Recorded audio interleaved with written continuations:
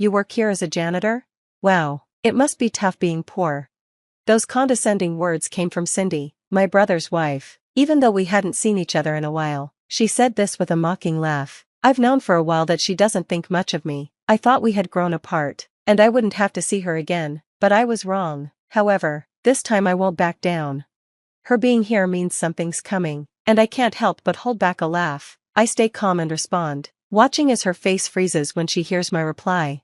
My name is Lita, I'm 30 years old, and I live with my husband Lucas and our daughter, Layla. Lucas and I have been together since college. We started dating after joining the same club, and after dating for 4 years, we got married. The next year, Layla was born healthy, and she's now 3 years old, growing up well without any serious illnesses. Sadly, Lucas's parents passed away before they could see her grow up, but my parents love her a lot and make up for the missing grandparents. Our condo is only a 10-minute drive from my childhood home. At first, Lucas and I were supposed to live with my parents when we got married. They wanted us to stay with them, and life was peaceful living with my kind husband and my warm parents. But that peaceful routine changed 6 months into our marriage when my brother Cedric showed up with his wife. I hadn't seen Cedric in almost 5 years. He had a falling out with our parents, dropped out of college, and left home. I didn't know where he was or what he was doing until he sent a message saying he was married. He didn't even congratulate us when we got married, and he never came to family events, including my wedding. So, when he suddenly showed up, I was both surprised and angry, but I decided to listen to him. What he and his wife said, however, shocked us all. Cedric came back after years and said, "Dad, Cindy and I decided to live here with you." What? He had been gone for so long, and now he just shows up and says that? I know it's not ideal, but I'm married now. Living here is the least I can do. Don't be ridiculous, you didn't even come to Lita's wedding. Well, I'm sorry about that, but as a son, I have to live with you. And then he said, Lita and her husband need to leave. The room went quiet, even Dad was speechless. Finally, I spoke up. Wait a minute, you can't just walk in here and say that. Lucas and I live here. So what? You're just trying to please Dad so you can take the house, right? That's not true, Cedric argued. I just want to live with my parents. You're just the daughter. The son, especially the oldest, should get priority when it comes to living here. Just because you're the son? Just because you're the oldest? You dropped out of college and left home on your own. I can't take this anymore. Get out.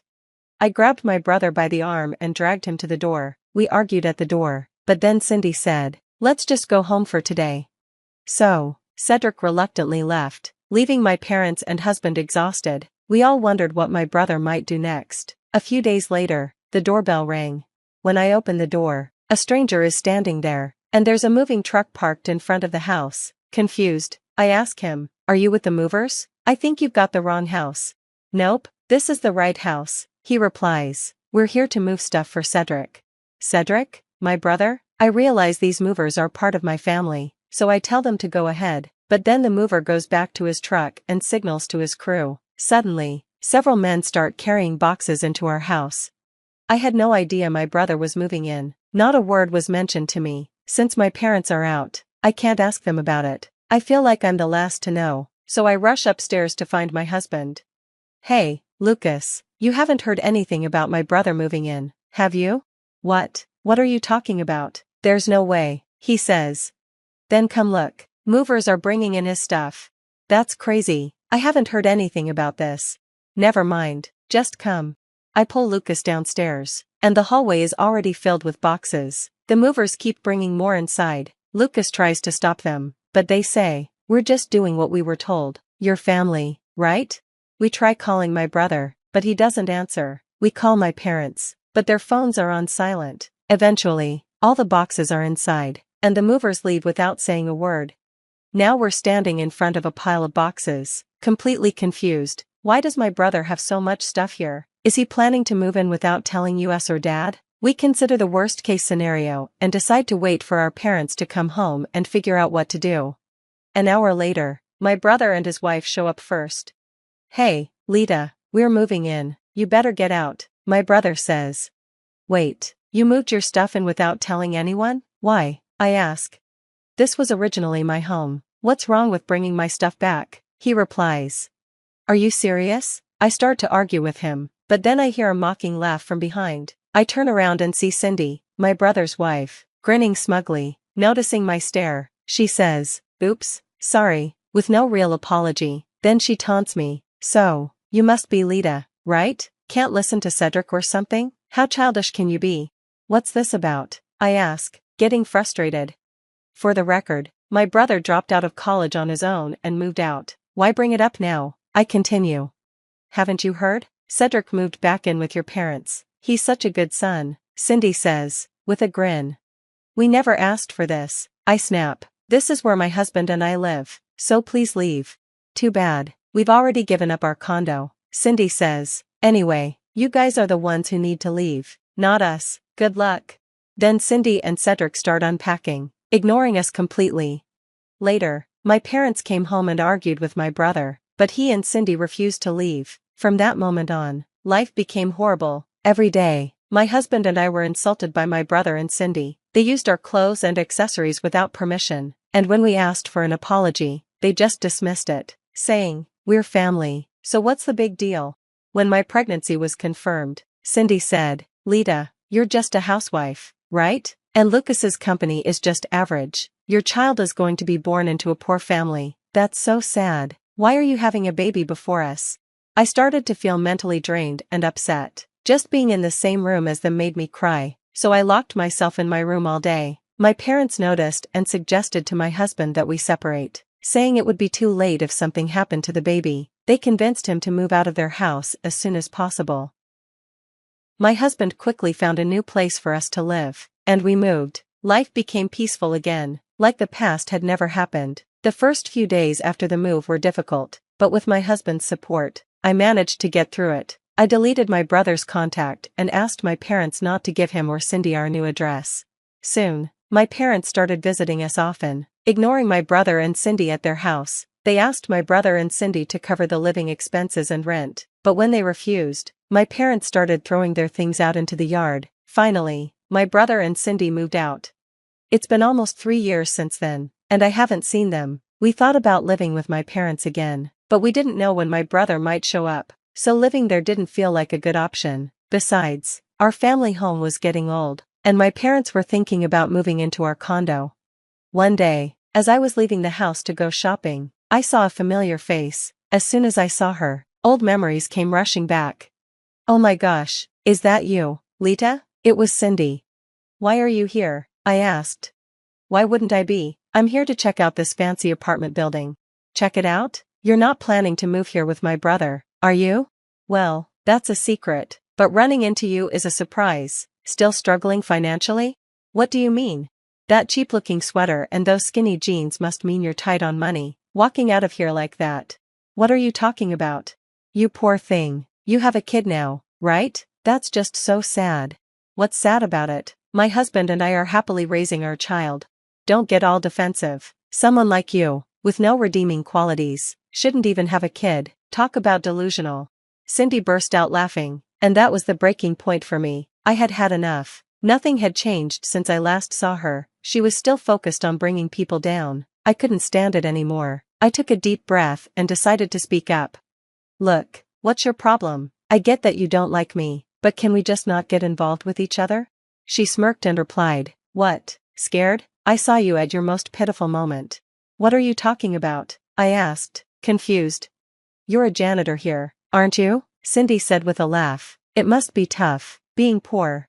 It turned out she thought I was a janitor, not a resident. I guess it was an easy mistake to make. The high-rise apartment I live in is so expensive that my husband's salary alone couldn't cover it. Cindy, knowing where my husband worked, assumed we couldn't afford to live here. With a look of disdain, she said, "It's crazy you're even working as a janitor just to be around this place. You must be desperate."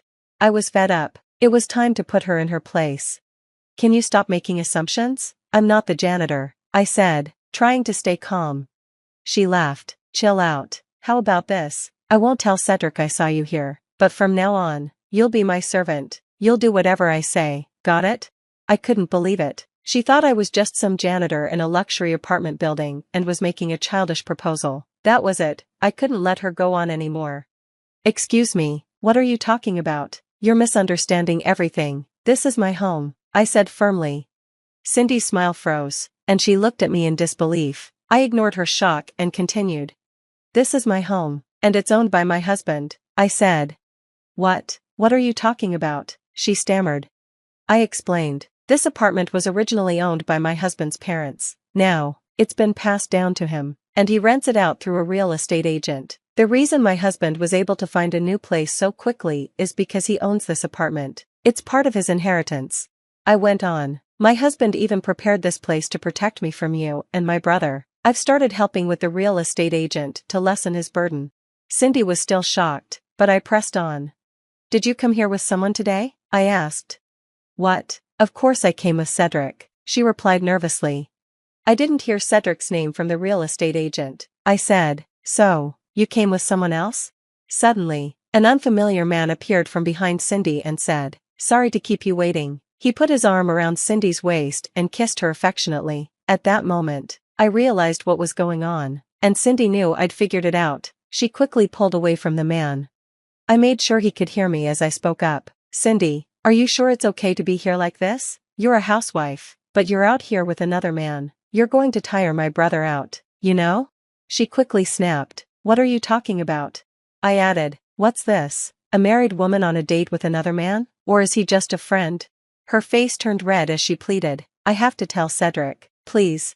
But I was done holding back. I spoke to her sharply. You really have some nerve, don't you? You've made people miserable, pushed them to their limits, and you haven't changed one bit. And now, you're cheating? You're as low as they come.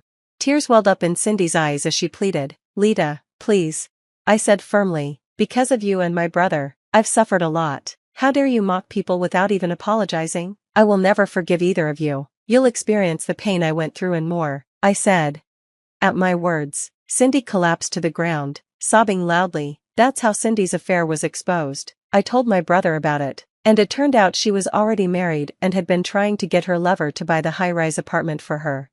Caught red-handed, Cindy's lover sued her for marriage fraud. To make matters worse, my brother was also having an affair with someone at work. His affair came to light at the same time, and he was demoted to a provincial office. Cindy apparently followed him, but they both kept blaming each other for their problems. Both Cindy and my brother were hit with huge fines, Cindy from her lover, and my brother from the lover's husband. They couldn't pay the fines with Cindy's former housewife status and my brother's lower salary, so they turned to illegal lenders. It's going to be a long time before they can recover, and no, I won't help them. As for me, life is good, my family of 3 is happy, and thanks to my husband's generosity, my parents will be moving into the same high-rise building next month. We won't be living together, but it's another way to stay close. I'm so grateful to my husband, and I plan to live my life to the fullest, cherishing those around me. I'm Maria Dalton, about to turn 27 this year, and I've been happily married for 5 years. My son, Martin, just celebrated his 4th birthday. Initially, I worked full-time after tying the knot, but now I balance part-time work at the same company. My husband, Kevin, is 30 years old, 3 years my senior. Our journey from dating to marriage was initiated by Kevin's passionate advances, but post-marriage, I observed a shift in his demeanor towards a more domineering side. Kevin has a 20-year-old sister named Jane Dalton, and their age gap seems to contribute to a somewhat indulgent relationship on Kevin's part. Before marriage, I didn't mind Jane's frequent visits and assumed they got along well.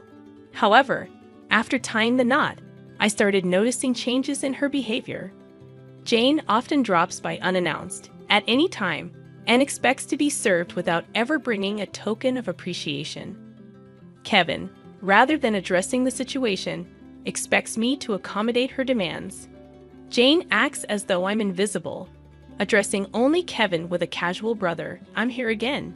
Despite not preparing for an additional guest, I end up serving dinner to Jane. Kevin, instead of understanding, blames me aloud, insisting I should have been more considerate. Despite Jane's verbal apologies, it's evident she relishes Kevin's preferential treatment. Left with leftovers, I prepare my own meal while Kevin and Jane continue their chat on the sofa, leaving the dining table messy. They never acknowledge Martin or me, treating us more like hired help than family.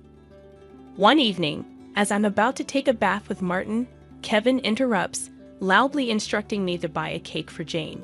Despite it being late, Jane insists on having it immediately. Kevin blames me for delaying, and, feeling compelled, I reluctantly head to the cake shop with Martin in tow.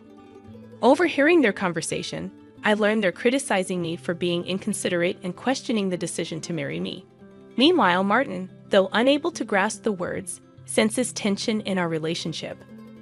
Suppressing my emotions, I ask him about his cake preference, and he cheerfully requests one with lots of fruits. Our trip to the cake shop was filled with discussions about cakes, momentarily pushing aside Kevin's earlier words. Martin and I arrived just before closing time, fortunately finding the cake Jane desired. We purchased 2 cakes, including the fruit-loaded one Martin wanted. Back home, I served the cakes to Jane and Kevin, then prepared Martin's cake and headed to the dining room. The moment I placed it in front of Martin, Jane pointed and expressed her desire for that cake. Before I could react, Kevin moved Martin's chosen cake in front of Jane, disregarding Martin's protests. Kevin justified his action, claiming he bought the cake with his earnings and had the right to choose for Martin. Unable to contain my emotions any longer, I voiced my dissatisfaction. In response, Kevin threatened with divorce. Martin, who had stopped crying, anxiously held my hand and then, after some thought, said, "Mom, I'd also love cake with strawberries on it. Yes, it's really delicious." He mentioned this while eating a cake initially wanted by Jane. Feeling that Martin was enduring too much, I lifted his cake plate when I saw Jane reaching for it. I took Martin to the next room so he could enjoy his cake in peace. Kevin apologized to Jane, claiming he was sorry for being stingy. Despite wanting to retort, I held back for Martin's sake. Watching Martin innocently enjoy his cake was a heartwarming sight. After finishing the cake, we decided to have a late bath and sleep in Martin's bed. The next morning, I discovered Jane had already left. As I prepared breakfast, I heard Martin crying. Shockingly, his piggy bank, a gift from my father, was broken, and the saved money was gone. Martin, who always said goodnight to the piggy bank, was left heartbroken. When I questioned Kevin about it, he casually mentioned that Jane needed some money, so she took it from the piggy bank. Holding a crying and shaken Martin, I felt his pain so acutely that I cried with him. It was painful to witness Kevin prioritizing and caring for his sister more than our son. Expressing my anger and sadness, I confronted Kevin, breaking my usual silence on arguments in front of Martin. Kevin, without a word, went to the bedroom and returned with something shocking in hand: divorce papers. I discovered the hidden divorce papers that Kevin had tucked away somewhere I didn't know. In a sudden burst, he confronted me, shoving the papers at me before storming out of the house with a loud bang. Martin, who had never cried over the issues with Kevin and Jane, seemed to have reached his limit, crying since last night. Unable to bear seeing Martin so hurt, I suggested skipping daycare for the day, and he happily agreed with a loud yes, showing a faint smile. We spent the day playing and bonding, with Martin bringing a picture book from the shelf, sitting on my lap, and happily remarking, "The teacher at the nursery today was Mama, right? He looks like an angel." His little heart seemed filled with patience, and I decided to make the day special by taking a day off from work. Despite causing potential trouble at my workplace, they kindly understood the situation and granted me a day off. In the morning, we visited the park, played hide and seek, and had fun in the sandbox and on the slide. When we returned home for lunch, Martin appeared sleepy, usually napping by himself. But today he fell asleep on my lap like when he was a baby. Though I initially thought of doing household chores during his nap, I decided that today was special. Instead, I allowed myself to be healed by his peaceful sleeping face and gentle breathing. However, my serene moment was abruptly interrupted by a noise from the entrance, indicating the front door had opened. As it wasn't Kevin's usual time to come home, I became suspicious and quickly hid in the bedroom closet, clutching Martin. A voice echoed through the house, and to my surprise, it was Jane. Trembling with fear, I listened as she searched for something, expressing frustration over not finding it. Jane then made a phone call, mentioning Kevin and discussing their unsuccessful search. After hearing her lock the front door and leave, I put Martin to bed and contemplated the strange events. I couldn't comprehend why Jane had entered the house and what they were looking for. Suddenly, Kevin seemed like a stranger, and I felt a mix of disgust and fear towards him. Swiftly packing essentials for Martin and myself, we headed to the station and took a train to my parents' house. Fortunately, their home was nearby, just 2 stations away. Although I hadn't contacted them beforehand, my parents sensed something from my expression and welcomed us without asking questions. I shared the entire ordeal with them, including my fear of staying at our house due to Kevin and Jane's actions. Upon hearing my mother's suggestion that Jane might have been looking for my belongings, possibly cash cards, I recalled my past experience as a successful CEO in the handmade goods industry. I had entrusted the company to friends when I decided to prioritize raising my child after getting married. Although I still worked part-time and communicated with the company from home, Kevin was unaware that I was still the CEO. I discovered the hidden divorce papers that Kevin had tucked away, suspecting that he thought I had a decent amount of savings. While I've mentioned to him that I still received some assistance from the company, I've deliberately kept the details about being the CEO and my savings private. This secrecy stems from realizing early in our marriage that Kevin struggles with managing money and tends to spend everything he earns. Kevin, at first, provided only $200 a month for food expenses and even suggested I quit my job to become a full-time housewife. However, with the financial strain of raising Martin and only $200 for food, I never agreed to be a full-time housewife. Eventually, he reluctantly allowed me to work part-time, and to ensure I wouldn't consider divorce, he had me sign a post-marital property waiver through a lawyer. Since Martin's birth, I used my savings for his nursery fees and clothes, as I've only received $200 for food. I've never asked Kevin for additional funds beyond the food budget, leading him to believe I have savings. Considering Jane's apparent need for money and Kevin's perception of my financial situation, they might be searching for my cash cards. I have a separate savings account dedicated to Martin, with a portion of my salary directly deposited into it each month. Despite their search, they won't find the cash cards, as I always carry my valuables. However, there's still an unsettling issue. Jane might be entering our house even when we're not there, and Kevin may be allowing it. Following my father's advice, I decided to store my valuables, including the cash cards, in my parents' safe. As I pondered their need for money, Martin approached my father, crying over his broken piggy bank and the shattered promise of saving up. My father, angered by Martin's story, vowed to call Kevin. My mother suggested finding out their purpose calmly, as Kevin's mention of divorce might shift blame to us, making the divorce more favorable for him. To ascertain their purpose, I decided to record their conversation, consulting a lawyer who was a friend of my father's. Returning home, I began cooking dinner, keeping my phone screen down to record secretly. Kevin arrived home, surprising me by immediately asking about my cash cards. When I questioned him, he gave vague answers, attempting to deceive me. When I remained silent, Kevin grew agitated and demanded all my part-time money for his sister. Refusing, I explained it was from Martin's savings. In response, he angrily pushed the signed divorce papers toward me, declaring that I was living off his money and didn't need to save for Martin. He even uttered words implying he valued Jane more than our son. Hearing this, I stopped preparing the meal, put the divorce papers in my bag, took Martin's hand, and headed for the door. Kevin, in a loud voice, declared his serious intent for divorce, instructing me never to come back. I responded by stating I wouldn't return to a house where a stranger could come and go freely. After leaving, I received numerous messages and calls from Kevin, which I ignored. Turning off my phone, I sought refuge at my parents' house, sharing the recording and divorce papers with them. Although I confessed to having no love or affection for Kevin, I expressed concern for Martin. My parents advised me to do as I pleased, acknowledging the potential emotional impact on Martin if a divorce were to occur. While grappling with the decision to divorce Kevin, Martin expressed his hunger. My mother, seeing my distress, kindly made him hamburgers, his favorite dish. Overwhelmed with emotions, tears welled up in my eyes as my mother told Martin with a warm smile that she prepared the hamburgers so that he and I could visit whenever we wanted.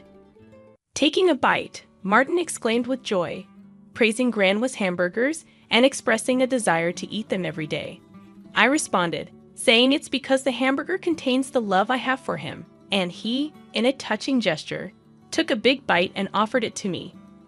Moved by Martin's kindness, my tears couldn't be held back, and even though I tried to stop them, they persisted. My father, noticing Martin's concern, reassured him that my tears were of happiness, not sadness. Hearing this, Martin, in a moment of understanding, hugged me, and my father's eyes turned bright red. Realizing the blessing of being with family, I remarked to Martin that family is precious. Surprised, he questioned if Dad had mentioned that only Jane was family. My father gently confirmed it, but then asked Martin if he wanted to live with them as family. With a laugh, Martin happily agreed, making everyone smile naturally. Despite contemplating divorce, the meal felt so happy that I finally decided to part ways with Kevin. I planned to inform Martin about it, and even though discussing it weighed heavily on my heart, Martin seemed to grasp the situation. Happily, he expressed the desire to live as a family, embracing the pet dog and calling him his younger brother despite the dog being older. Preparations for the divorce began, starting with contacting a lawyer who was a friend of my father. The next day, we formalized the contract, and my father and Martin shared comforting laughter while I laid in bed, reminiscing about my childhood. The following day, upon checking my smartphone, I found over 200 calls and messages from Kevin, showcasing his emotional instability. Exhausted, I turned off my phone, and with the lawyer's assistance, we explained the situation to my parents. Jane had accumulated significant debt from a casino and shopping addiction, and Kevin acted as her guarantor, planning to use my savings. The lawyer confirmed that the divorce papers had already been submitted, and Kevin sobbed upon realizing it was finalized. Despite expecting disagreements about child support, he signed a pledge to pay $340 to Martin every month. In a subsequent call from Kevin, his tone lacked aggression, and he calmly admitted to financial manipulation and explained his complex feelings toward Jane. I firmly asserted my decision not to reconsider and heard his faint sobbing before he wished me happiness and hung up. Remaining strong until the end, I discussed future plans with my parents and decided to stay with them until Martin grows up. I resumed my role as a company president and later learned that Kevin and Jane had informed their parents about the divorce and debt, resulting in dissownment. Today, I find happiness being with my family.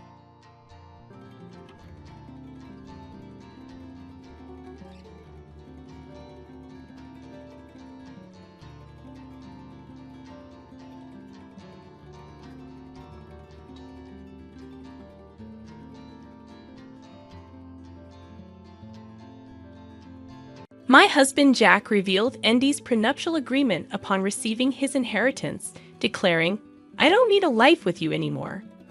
I'm inheriting $5 million. I don't need you when I have that money." His cold words signaled the demise of our marriage after years of living together. I felt like a mere obstacle in his pursuit of wealth, but he remained oblivious to the significant secret tied to the $5 million inheritance. Mom, is it true that Grandpa is in critical condition? My daughter Sophie's unexpected question caught me off guard. Ethan, Jack's father, had a serious health problem, and the information was supposed to be a secret between Jack and me. Did you get that information from your dad? The only one who could have told Sophie was Jack. Yes, and on a call from Dad, he told me to renounce Grandpa's inheritance. Sophie's words unsettled me. With a single phone call, my peaceful life was about to be shaken. A few days after Sophie's revelation, Ethan passed away peacefully. Since getting married, I had lived with Jack's parents, providing unwavering support during their health struggles. It had been 5 years since Jack's mother passed away, and now, with Ethan's passing, the funeral went smoothly. Yet just as I thought I was free from tension, Jack's behavior underwent a dramatic change. "What are you doing here? Why hasn't it been cleaned properly lately?" Jack frequently pointed out minor dust and small stains. "I'm sorry, I must have missed it. I'll clean it right now." However, the issue wasn't just about cleaning. "Why are you serving this? I wish you'd pay more attention to the taste when you cook." Even the dishes he used to enjoy were now unappreciated. "Is there something bothering you lately?" I gathered the courage to ask, but it only worsened his mood. "It's useless to deny it. To be honest, the food you make isn't good. I've been tolerating it because my parents never complained, but I've always felt its tastelessness deep down." Jack's words pierced my heart, marking the first time he had criticized me so severely. My mom always cleaned and did laundry perfectly, and at meal times she cooked with care without cutting corners. "You're nothing like her. I've been patient, but I can't stand it any longer." This was the first time he compared me to his mother and criticized me. All I could do was deeply reflect on myself. "I'm truly sorry. I couldn't have imagined that he valued my cooking so little." Tears started to flow uncontrollably. "Do you think anything will change if you cry? Your tears mean nothing now. Don't show them to me." Jack abruptly stood up, leaving the house and slamming the door behind him. As he walked away, I called out, "Jack, where are you going? Come back." But it seemed he didn't hear me. My mind was in turmoil, unable to comprehend this sudden change. Until a few months ago, we were a couple sharing everything, holding hands, and navigating life's challenges together. I couldn't understand how we had become so distant. And then I remembered. The call from Sophie revolved around Ethan's inheritance. There was a hint of hesitation in Sophie's voice that night. Jack arrived home much later than usual, and I missed the chance to inquire about it. I wondered if Jack had discovered information about the inheritance and chose to keep it to himself. Attempting to approach Sophie, I questioned why they were discussing inheritance while Grandpa was still in good health. Sophie expressed doubts about Jack's actions and mentioned conveying the same concerns to him. Considering Sophie's words about the inheritance falling into her hands if not divided differently, I couldn't help but recall Jack's recent cold behavior towards her. Doubts crept into my mind. Was he planning to take all the inheritance and abandon me? This thought tightened my chest, and tears welled up once again. In my pain, I became acutely aware of the sounds around me. As the room fell eerily silent, the phone rang suddenly, echoing throughout. Though I didn't feel up to answering, considering the importance, I checked the caller ID. It was Jack's name, the same Jack who had left the house earlier. Answering felt tiresome, but I didn't want to face any backlash for ignoring it, so I hesitantly picked up. "What are you doing? Don't keep me waiting. I'm running out of time." His sudden, authoritative tone caught me off guard. He was indeed stubborn at times, but yelling without reason was unlike him. Shocked by his changed demeanor, I let out a slight sigh, hoping he wouldn't notice. "What's wrong? Is there a problem?" I asked. "I have something to talk about. I'll be home soon. Stay home and wait for me." His voice sounded noticeably colder than before.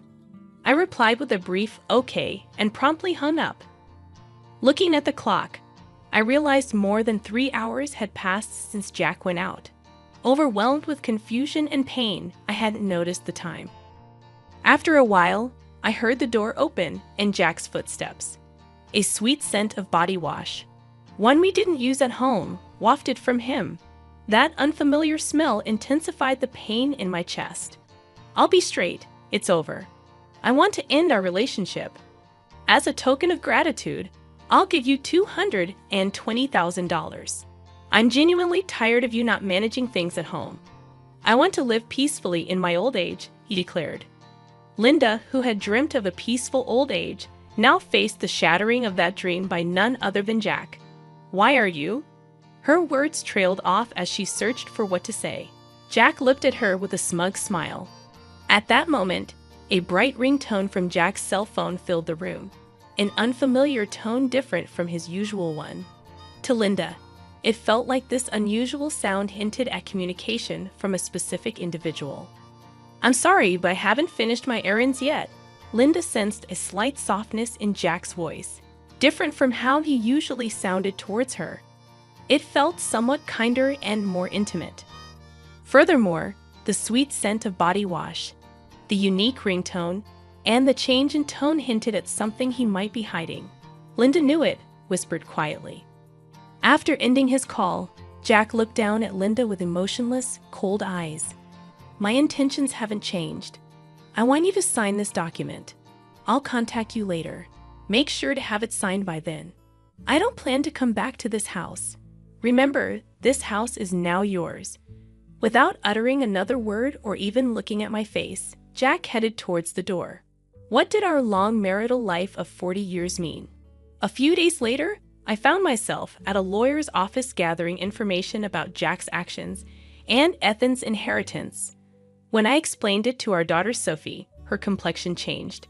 It was painful to reveal our mistakes to our daughter, but out of love for me, Sophie shed tears and showed strong determination to confront Jack. She introduced me to a lawyer to support us. "Hello, I am Robinson. I will be handling your case. I will support you to the best of my ability."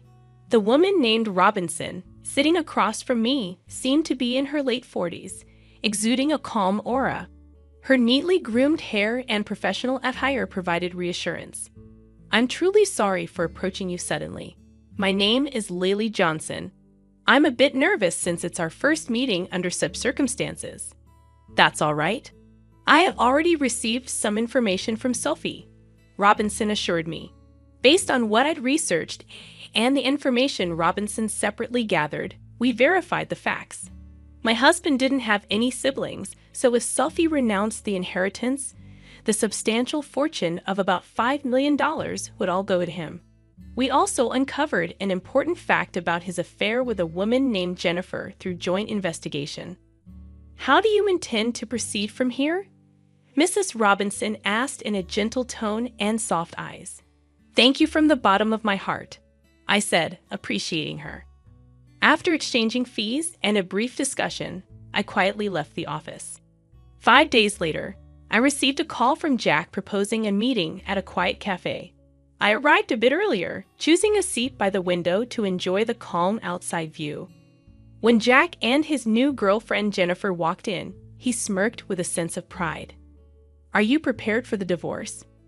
I was a bit surprised that this was his first statement.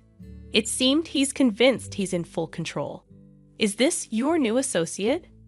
I hadn't expected him to bring her to such an important discussion, and I was astonished at his decision. I wondered if he was the man I once deeply loved, or had he changed because he cheated, or was he always like this? I couldn't tell. "Are you Jack's wife, right?" "My name is Jennifer. I've recently started dating him," she said. Her sudden smile left me grappling to grasp its meaning. "I've read a lot about you from Jack. Seeing you in person, you do look a bit aged. I wonder how Jack endured all these years. I feel a little sorry for him." Indeed, Jennifer seemed to take great care of her appearance, looking much younger than her actual age in her 60s. Compared to her, I might look my age, but I couldn't accept the way she phrased it. "Jennifer, it's those tendencies of yours I warned you about. But indeed, if it were me, I would cherish you more," she continued. "I know, Linda. I don't want you to overthink it anymore. I just want you to file the divorce papers," Jack interjected. I was taken aback by Jack's expected attitude. "Hold on, there's something I want to discuss." A hint of confusion was evident on Jack's face. "What are you getting at? Is it all about your father's inheritance? Is that why, after all our years of marriage, you're deciding this?" I wanted to know the truth behind all these events. "I can't see how my father's inheritance and you are related. That's solely my father's." "I've heard detailed stories about your father's vast inheritance from Sophie. I know how much it's worth. So what? That inheritance isn't for you to take." But I'll answer. Actually, more than the inheritance itself, the end of taking care of my parents is one of the reasons I want to part with you. Just a caregiver role. How had Jack seen me only as a caregiver and not the loving wife I used to be? I didn't even have the energy to cry. Can we speed this up, Jack? I want to start a new life. Besides, have you still not let go of Jack? Don't make me repeat myself. I'm not thinking of a new start with you now. I want you to file the divorce papers. Waves of emotion struck my heart with intense anger and deep sadness. My hand quivered slightly. Taking a deep breath, I pulled out the divorce papers. But my name isn't written yet. The situation isn't settled yet. To hand it over, I asked, "You remember promising me the house and money, right?" "Yeah, I did say that. I'm a man of my word, so I plan to give you the house and money." His response surprised me. "You say you're kind. But a truly kind person wouldn't just use their wife as a mere caregiver and then abandon her. So I'm demanding rightful compensation of $30,000 and the rights to the house." "What compensation? When we talked about money, it was supposed to be $20,000. You always nitpick at the very end. Your attitude of trying to pay me the absolute minimum is so obvious. But the difference of $10,000 means a lot to me, so I think $30,000 as compensation is fair." "Your girlfriend, it's Jennifer, right?" I thought of claiming from her too, but in lieu of that, I want to settle for $30,000. And I intend to sign the divorce papers right here in front of you. Unexpectedly, Jennifer commented, $30,000 should be fine, Jack. Pay it if you're satisfied with it. With her statement, Jack finally accepted the alimony of $30,000. Now we need Jack's signature on the land title change document Mrs. Robinson prepared and the notarized alimony agreement. Jack looked surprised by my preparations, but I calmly said, "I have a life to continue to," easing his suspicions. We took out our respective seals, lined up at the designated spot, and Jack smiled as if he anticipated something. "So, Linda, will you sign the divorce papers right now?" "Understood." I agreed, saying, "Here's the divorce paper." As I carefully wrote my name and firmly stamped it, Jack couldn't hold back his laughter and burst into loud guffaws. "With this, you and I no longer have any relationship. Also, I have something to tell you. Actually, I'm set to inherit $5 million, so I didn't need someone like you anymore. Thanks for the divorce. What a foolish ex-wife you had, letting go so easily for just $30,000. It's surprising." Behind me, as I left, the loud laughter of Jack and Jennifer echoed. I hurriedly left and headed to the city hall. My only goal now was to complete this procedure as quickly as possible and sever ties with the two of them completely. They might be laughing happily now, but I wondered how long their happiness would last. A month later, I quickly sold the house I received from Jack, prepared for a new life, and decided to live near my daughter Sophie, who planned to start her life near her husband's parents' home. Since Jack's mother lived nearby, I thought there would inevitably be moments I'd feel cautious. Contrary to my concerns, Sophie's husband warmly welcomed me and was always considerate, which I found very reassuring. My daughter Sophie seemed angry at Jack's actions at first, but when I told her a certain fact, her expression changed completely, and she smiled brightly. I had a hunch that Jack would soon realize my plan. As proof, I deliberately didn't change my mobile number. The day that intuition became a reality came sooner than I thought. From the afternoon, my mobile rang repeatedly, and sure enough, it was Jack. He called many times, but at first, I purposely didn't answer. After receiving repeated calls, I finally picked up. "Hello, why are you doing this?" I couldn't hide my surprise. "What's the matter? You called out of the blue, raising your voice. What's the problem?"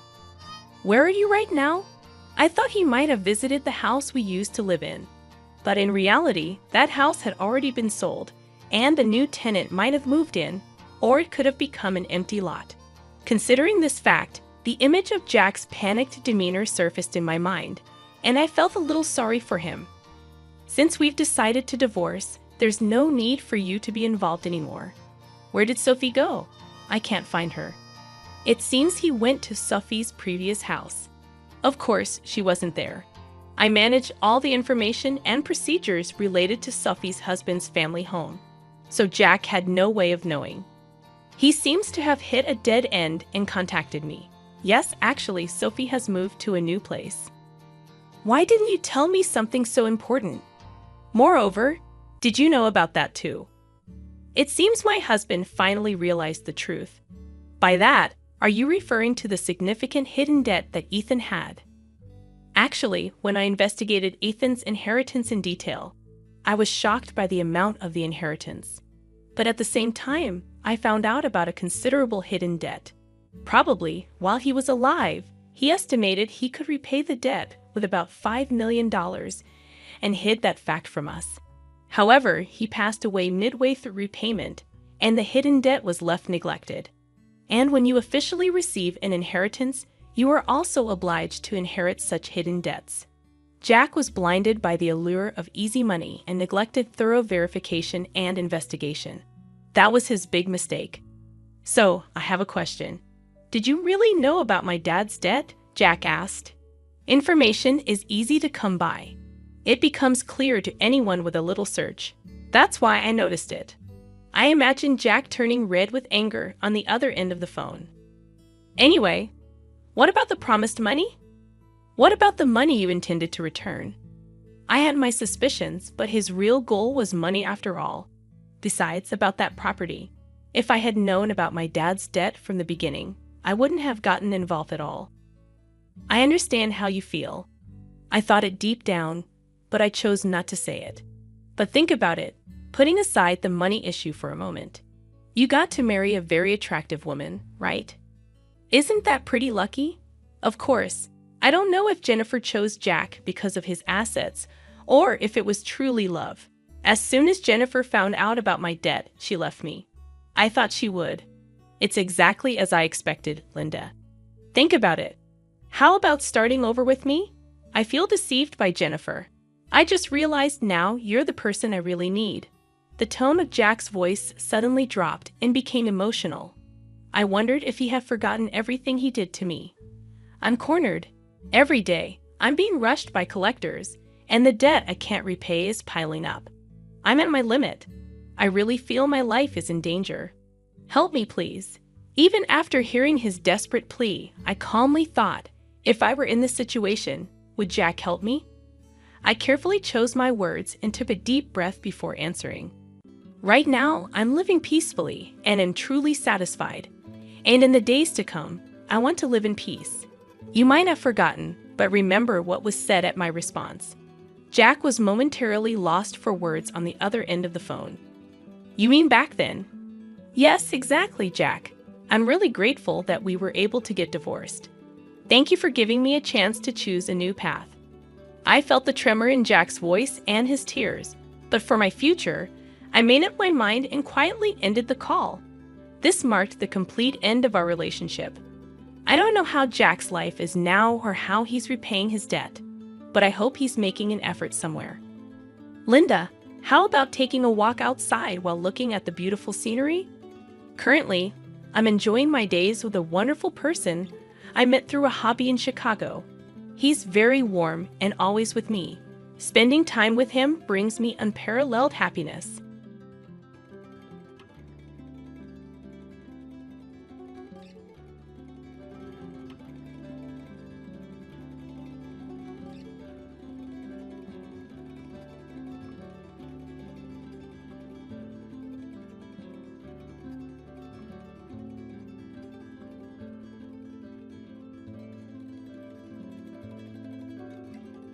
Unlock this door.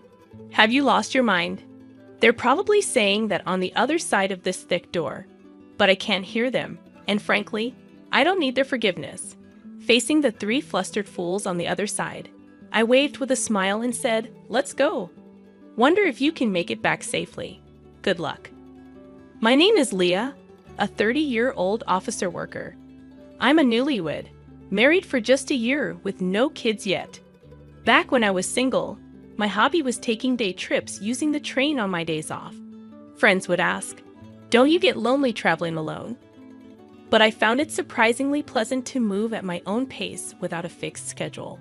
There's a bit of loneliness, but the fun outweighs it. I have a favorite travel magazine, and sometimes I plan trips based on it. As I went about my days, I noticed something. Hug, isn't that the same guy I saw last week? It seemed coincidental, but after the third time, I might have thought it was fate if I were romantic. Instead, I just felt a bit scared, but it turned out he felt the same. Sorry if I'm mistaken, but didn't we meet last week and the week before at completely different places? He approached me with a slightly scared look. Wait, do you think I'm following you? To clear up the misunderstanding, I opened my travel magazine and confidently said, I'm just traveling based on this magazine. Surprised, he responded, Me too, and opened the same magazine, smiling happily. That's how I met my husband, Henry. He turned out to be a really interesting guy. Being cautious by nature, I always end up carrying a lot of stuff, but he said, I always travel light so I can move easily. Nowadays, with cashless payments, you hardly need cash. A mobile phone is enough. He laughed joyfully.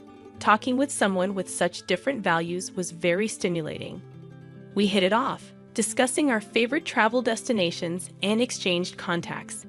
Though we both liked solo trips, we started going out together more often.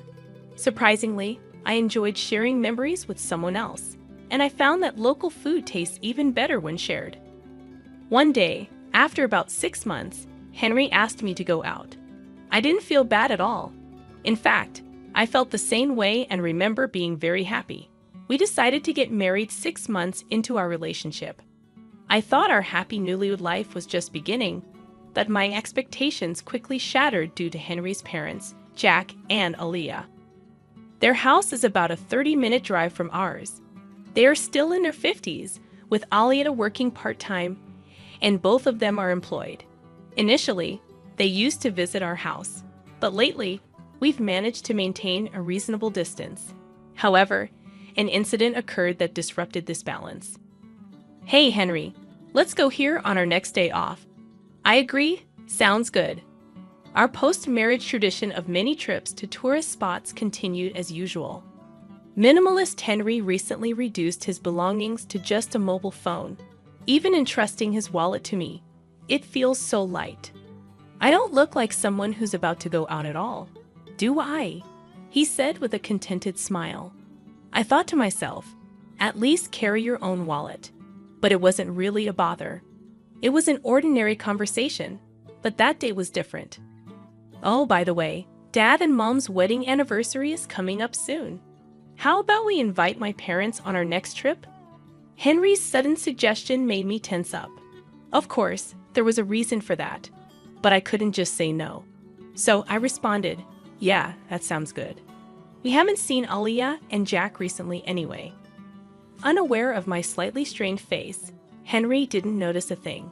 The next day, they were really looking forward to it.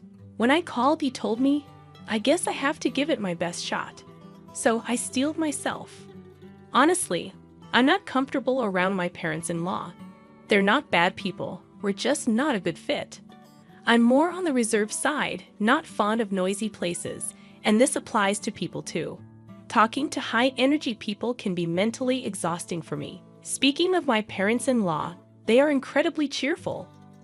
When I first met them, their exuberance overwhelmed me. Nice to meet you. I'm Henry's mom, and I'm the dad. They announced loudly, like comedians, making me stiffen up involuntarily. That time, the four of us, including Henry and his parents, went out to eat, and they chose the restaurant. I wondered if it's their favorite place, but when we got there, it was an all-you-can-eat buffet. Meeting their son's girlfriend for the first time at such a casual place made me laugh. We're so nervous today. We haven't eaten anything since morning, Aaliyah, who didn't seem nervous at all, said cheerfully to me. That's right, that's right. Plus, we have to get our money's worth. The true reason for skipping breakfast was quickly revealed by Jack. Their loud voices attracted quiet laughter from nearby tables. Embarrassed by then and wanting to go home, looking sideways, thinking Henry must feel the same, I was surprised to find he wasn't there. He had gone to get food. Not to be outdone, the parents-in-law also got up, piling their plates with food. Are they planning to hibernate after eating so much? Can I really become part of this family? I managed only a forced smile at their overwhelming presence. I barely ate that day, nervous as I was, feeling uncertain about the future with Henry. I was touched when they said at parting, "What a wonderful girlfriend Henry has. He may be awkward, but please take care of Henry from now on, Leia." I was simply happy to hear that. I loved him too, and I thought the parents-in-law weren't bad at heart. So, when he proposed a few months later, I faced no hesitation, but it turns out I'm not adept at judging people. At our wedding, the bridegroom's parents, my parents-in-law, completely disregarded the ceremony and focused solely on eating, leaving my own parents utterly disillusioned. Henry has a brother, Jonathan, who seemed to be the only sensible one. I'm sorry my parents showed such an embarrassing side. It's really shameful. Jonathan came to greet us politely. As I heard from my parents, Jonathan, who lives alone, seems to have a strained relationship with his parents. It appears the feeling is mutual, as they once complained. That boy is always so noisy with his complaints. Just the other day, he bragged about buying several eggs when it was limited to one per person. And I scolded him for it. Seemingly annoyed, he replied, "Don't you feel guilty about benefiting yourself at the expense of others?" Hearing this story, I thought to myself, isn't that a fair point? What's wrong with that, Aliyah? I honestly felt that way when the parents-in-law came to visit our new home. They arrived empty-handed, which wasn't a problem. But then they started rummaging through our shelves, exclaiming, "Isn't this the snack they're advertising on TV? I've been wanting to try it. Oh, and this one too." They foraged through my hidden snacks like they were on a treasure hunt. Even though I bought those snacks, Henry, without any malice, said, "If you want them, take them home. That's fine, right, Leia?" I wanted to smack him right then and there. All I could do was respond with a forced smile. I had a suspicion, but it was clear now. The parents-in-law were moochers. "I want this. I want that. Give me, give me." In the early days of our marriage, they came over every week, sensing an opportunity, and I was almost driven to neurosis. Hey, don't you think there's something off about Aliyah and Jack? They're kind of annoying. My anger exploded, and I ended up fighting with Henry. Despite how angry I was, Henry looked puzzled and said, "No, not really. Is it that strange? They've been like that since I was a kid. Don't worry about it," he said, patting my shoulder lightly, which made me furious. "Are you kidding me? If this keeps up, I'll divorce you. Just do whatever you want." My raised voice seemed to alarm Henry, and he quickly put an end to the parents-in-law's invasions. I don't know what Henry said to them, but since then, we've been living peacefully. However, the thought of traveling with the parents-in-law naturally made me anxious on the day of the trip. I was taken aback to see them waiting. "It's been a while, Lee. I heard you've been busy with work. Must be tough." Aliyah spoke to me, but I was far from calm. The reason lay in the appearance of the parents-in-law. Aliyah and Jack, where's your luggage?" Looking closely, Aliyah and Jack had brought nothing with them, even for a day trip. Isn't it normal to bring at least a bag? We wanted to be ready to move quickly, and I have a sore shoulder. Their response echoed something I'd heard before, and it was baffling. The rest of the trip went as badly as I feared. It was soon revealed that the parents-in-law had forgotten their wallets. Feigning ignorance, they said, "That's strange, isn't it?" Watching them play dumb, I thought, maybe it's better to just call off this trip or even cancel it. "Yeah, unfortunately, my feelings weren't understood," Henry, looking exasperated, said again. "My folks have always been like this. I'll cover for them, but make sure they pay me back." It seemed the trip would continue as the parents-in-law laughed and apologized. All I felt was disgust. Even after we arrived at our destination, the parents-in-law's rudeness didn't stop. They complained to the store staff, "Isn't there any free tasting? Wow, stingy, huh?" When I, feeling thirsty, bought a drink and hadn't even taken a sip yet, Aliyah said, "Can I have a sip of that? I'm thirsty too. I can't believe I forgot my wallet, huh?" While I forced a smile, An exasperated Henry intervened. "Stop it. It's embarrassing. Look, I'll buy you one." Overhearing this, Jack muttered under his breath, referring to me. What a stingy woman, lacking compassion. I didn't miss his comment. I could say the same to you. I should have left at that point, but I was a bit stubborn. A similar incident happened twice more afterward. Apparently, the first trip was so enjoyable that Alia contacted Henry for another. When I saw them on the station platform, I couldn't help but feel chills. The second time they brought their wallets, but when the moment came, oh no, this is the wallet I used before. I rushed out in such a hurry. Their obvious lie was something only Henry would believe. And on the third trip, they forgot their wallets again. By then, it was clear it was a deliberate act. Alia, excuse me, but did you deliberately forget your wallet? You never intended to pay, did you? I hit the nail on the head, and her face turned red. Hey, what a rude woman you are. Apologize to Alia. Jack glared at me, demanding an apology. No way. I've thought this for a long time. Both of you are just too greedy. Caught in the argument with the parents-in-law, Henry seemed at a loss. Tourists around us watched curiously, noticing their gaze. Henry seemed to feel ashamed and finally said, "Stop it, please," breaking down crying. I felt truly disillusioned, but the parents-in-law reacted differently. Rushing to a crying Henry, Alia said, "I'm sorry, Henry. It was my fault. You're so kind to cry for me," with Jack quietly standing beside her. I didn't know how to react to this farce. Only one thought came to mind. Yeah, this is impossible. Let's get a divorce. That was all I could think, seeing Henry's tears. The parents-in-law seemed to lose their fighting spirit.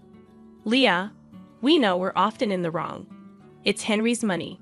But still, we've taken advantage of him. It's Henry's money after all." I don't know why they said it twice, but their words, dripping with sarcasm, showed no real remorse. And so, it was confirmed that they had deliberately forgotten their wallets.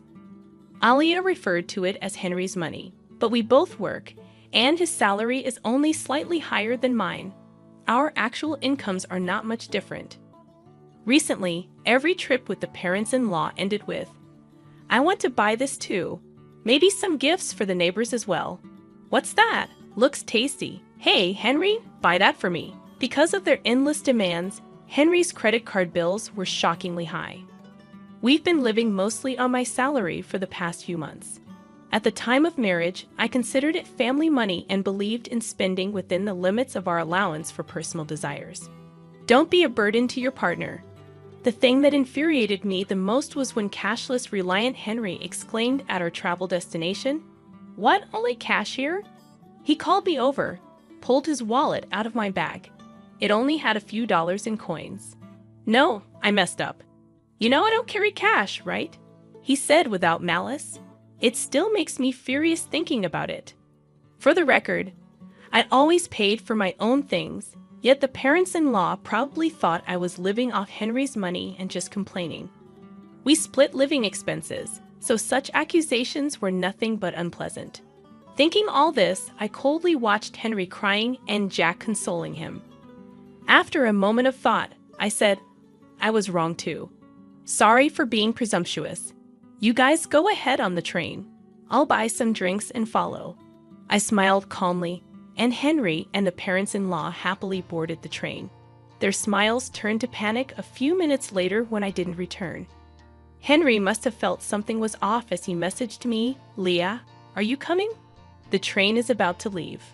Right then, the heavy doors slowly closed from the platform. I had a clear view of Henry's panicked face. It seemed he noticed me and was shouting something.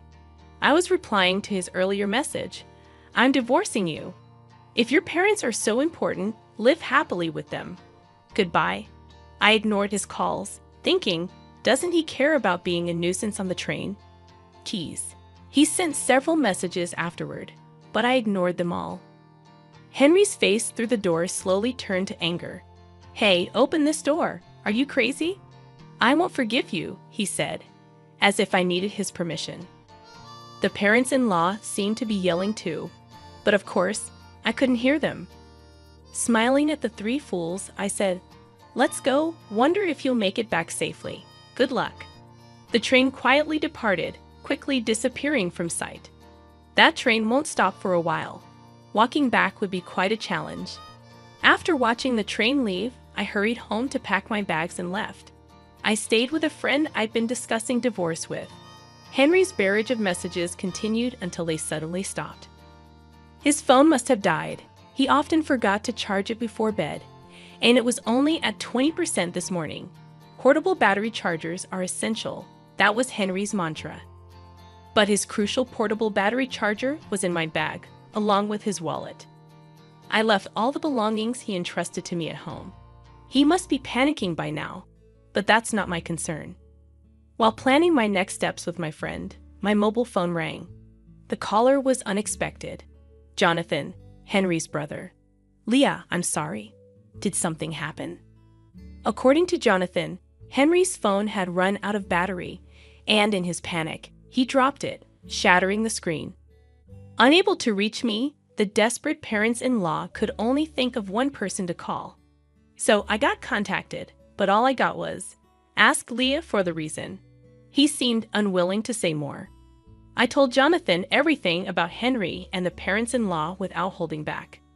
As I spoke, I could hear Jonathan's voice getting sharper over the phone from the other end.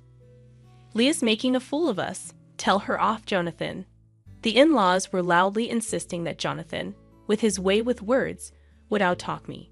After I finished explaining, Jonathan snapped, "Hey, you scoundrel. Are you stupid? What, you scoundrel?" I had heard from Aliyah that when Jonathan gets really angry, he becomes intimidating with a high-handed tone. And since Jonathan only speaks sense, Henry and the parents-in-law can't retort when he gets like that. I could hear the in-laws arguing in the background, but I quietly hung up the phone. Henry was not content with the divorce. But after I conveyed through a lawyer that I wanted to divorce without any further contact, he reluctantly agreed, accompanied by Jonathan. Later, Jonathan told me that the parents-in-law had always been terrible moochers, disliked by neighbors and even school associates. When Henry returned to the ex-in-law's house, he quickly became the talk of the neighborhood, and now all three hardly ever go out. Henry's colleagues, not knowing what to say about the quick divorce, were treating him like a delicate subject. "I'm glad to cut ties with them after this incident," Jonathan told me with a laugh. The parents-in-law were known at the local supermarket for their outrageous behavior. "This is expiring soon, so give me a discount. It's a little damaged, so I'll take it for free." Jonathan expressed his long-standing embarrassment and disdain for his parents' behavior. Recently, Henry has been seen joining them, reflecting their blood connection. It turned out the parents-in-law were both gambling addicts, often skimping on food expenses, which explained their constant hunger and lack of money. When asked about the reason for my divorce, I can only say it was a difference in values. If anyone can tolerate such behavior, they must be incredibly broad-minded. It was just too much for me. I've continued working and even started a side job as a web writer after my travel blog caught a publisher's attention. I still travel, combining it with writing assignments. Solo travel seems to suit me best. Last month, I earned a decent income from writing, so I'm planning to take a vacation to a resort somewhere far for relaxation. I'm still only 30 years old, life is just beginning.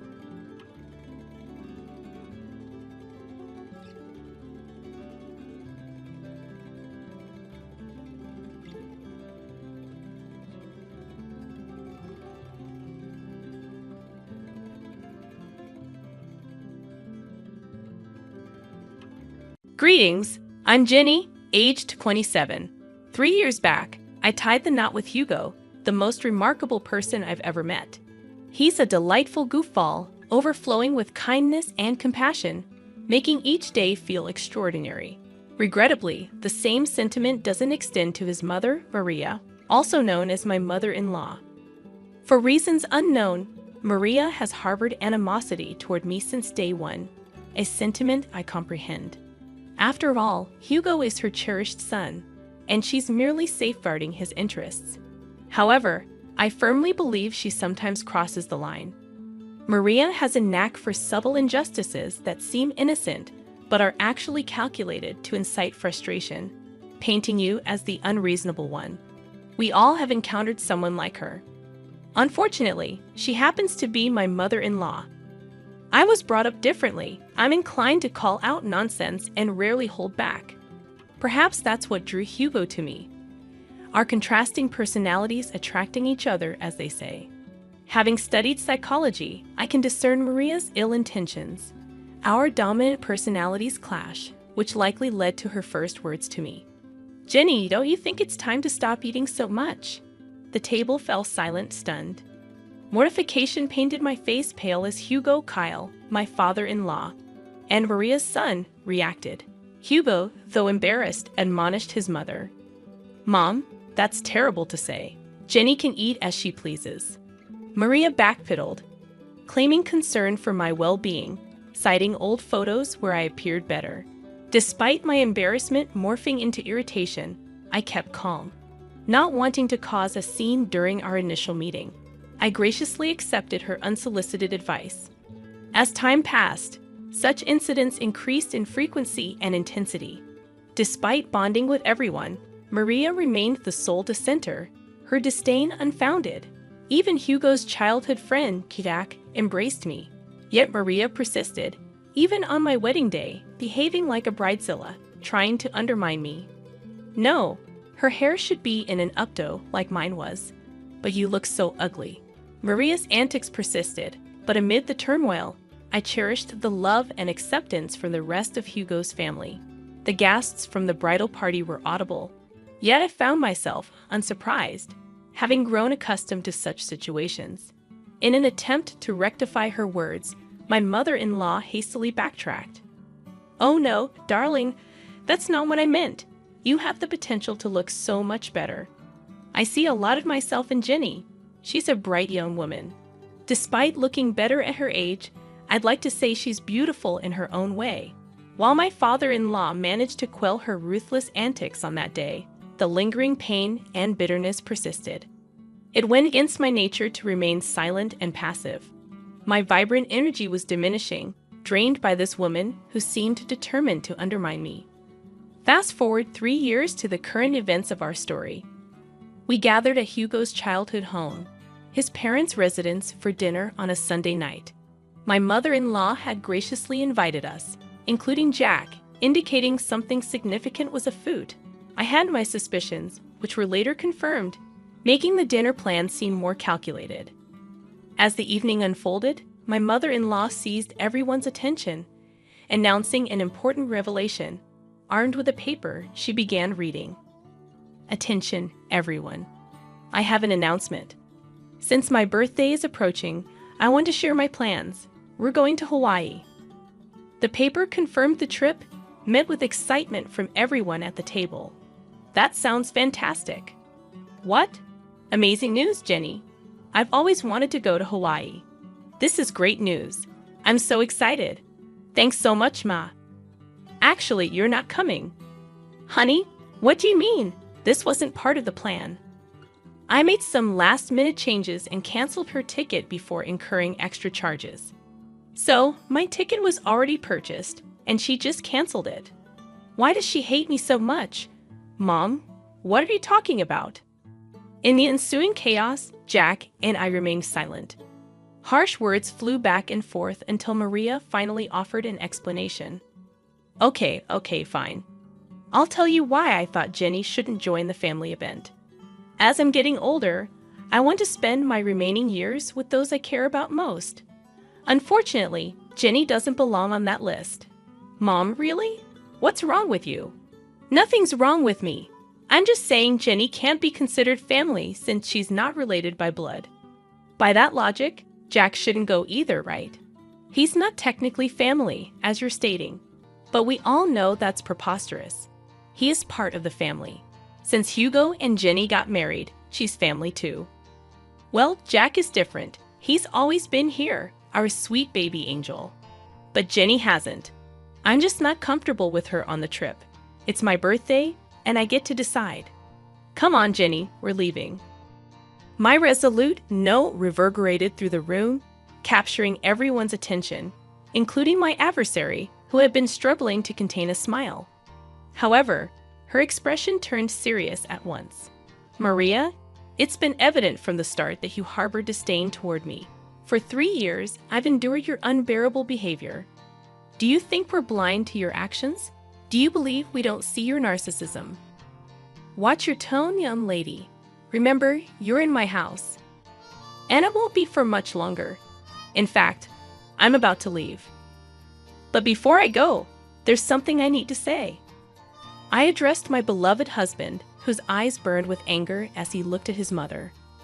"Darling, I love you completely, and I've tried to weather this storm for so long. But it's clear now that your mother will never embrace me into this family, no matter how hard I try or how often I hold my tongue. She'll always find fault with me. You should go on this trip. You can't miss it. Despite her quirks, she's still your mother, and you love her, and she loves you. So go. Don't worry about me. I'll manage." Turning to my mother-in-law, who appeared stunned by my words, I continued, "And as for you, unfortunately for you, I'm in love with your son, and I'm not going anywhere. You might think you can push me out, but I'm here to stay. Even in Hawaii, you'll be thinking of me because, let's be honest, I think you're fixated on me. How dare you? I ought to slap you right now. I'm not done. You're fixated on me, obsessed with tearing me down, and I can't fathom why when all I've done is extend kindness and patience, even when you didn't deserve it. But enough is enough. If you don't want me in Hawaii or consider me part of the family, fine. But I will always be here. As long as I breathe, I'll be here for Hugo, Kyle, and even Jack, but never for you." In that moment, I realized I had finally silenced her. She stood with her mouth agape, seemingly searching for words that her mind wouldn't allow. I bid farewell to the other family members, kissed my husband on the cheek, and headed towards the exit. "Let me drive you home, at least.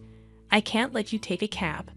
Don't worry about me, babe. I love you, and thank you for loving me. But I'll be fine. You have a trip to discuss." "Okay, if you say you'll be fine, I'll believe you. Oh, don't forget your purse." "Right, my purse. I left it in the kitchen." Upon reaching the kitchen, where Maria had retreated, presumably to catch her breath after the altercation, I encountered her. "What do you want?" "Don't worry about me, sweetheart. I'm just here to collect my things." "Well, make it quick. I want you out of my house. I can't believe you said those things to me." With that, she swiftly stormed out, too filled with anger to see me off. In that moment, I scoffed at her absurdity, grabbed my purse, and noticed a piece of paper next to it. Assuming it was the trip itinerary, I grabbed it to sneak a peek at what I was missing. As I began to read, I discovered Maria's handwriting. "Dearest Jack, you've always been like a son to me, and I love you dearly." Oh, it's a letter to Jack. A bit strange, but I suppose it's thoughtful. For some reason, my curiosity led me to read further. "The love and care you've shown me throughout the years will never be forgotten. Regrettably, even in my son Hugo's case, I feel the love we once shared is no longer there." Wait, is she saying she loves Jack more than Hugo? That can't be right. Persisting in reading the letter, each line intensified my astonishment. The revelations were difficult to fathom. Although I recognized it wasn't my place to read the letter, I couldn't help but be grateful for stumbling upon it. After absorbing its entirety, I paced the kitchen, contemplating my next steps. Suddenly, it struck me. Everyone who needed to know about the letter was in that room. It was time to act. Rereading the letter to confirm its contents, I sauntered into the dining room, where only 3 pairs of eyes met mine. "Jenny, I am profoundly sorry for what my wife is subjecting you to. Don't worry at all. You're coming to Hawaii with us. She's just going through a rough patch right now. I'll talk to her and make her see reason. I don't know what's gotten into her, but I'll sort it out, I promise. Kyle, please don't concern yourself with me. As I mentioned, I'm fine. In fact, I've stumbled upon some interesting news that I need to share with everyone, especially Hugo." Hugo and Jack perked up, a flash of worry crossing Hugo's face. Perhaps he feared I was overwhelmed and considering a divorce. Whenever I complained about his mother, he'd empathize, marveling at how I endured her antics. I'd reassure him it was my love for him that kept me going. Noticing Maria's absence, I inquired, "Where is Maria? She needs to be here for this too." I mentioned earlier, she's a bit under the weather after your confrontation. Mentioned the headache and opted for a nap upstairs. She won't be down for a while. You know how she is about her beauty sleep. Familiar with Maria's peculiar habits that often inconvenienced others, I sighed in frustration. This is crucial. She has to be here. It's okay, Jenny. You can share with us, and we'll fill her in when she wakes up. Contemplating the information I possessed, I hesitated. I wanted to witness her embarrassment. I think you should go ahead and tell us, sweetie. It's okay, and you know Hugo struggles with anxiety. It wouldn't be good to keep him waiting. True, Hugo's anxiety could escalate quickly, and I observed him beginning to fidget in anticipation. All right, I'll share with you what I found. While I was in the kitchen, gathering my purse and preparing to leave, I stumbled upon something intriguing that I believe you all need to know about. Retrieving the paper I found, I began to read aloud. It reads, "Dearest Jack, you know that you have always been like a son to me, and you know that I love you dearly. And the love and care you have shown for me throughout the years will never be forgotten. I hate to admit it, but even when it comes to my son Hugo, I feel as though the love we once shared is no longer there. Hugo and I just don't see eye to eye like we used to, and honestly, I think it's because of Jenny. Ever since he married that girl, he no longer has time for me. He doesn't love me, and therefore, I don't think I love him. I love you, and you are my son. With that being said, I want to let you know that I am going to update my will so that you inherit all of my belongings and not Hugo. I know it might hurt him, but honestly, at this point, I don't care. It's that wretched Jenny girl. She's the one who has poisoned my love for him. I hope you receive this letter well. The reason why I didn't want to approach you about it in person is that, and it pains me to admit this, I couldn't risk seeing the rejection on your face. I know you love Hugo like he's your brother, and most likely you won't approve. But I don't care. I'm giving you everything.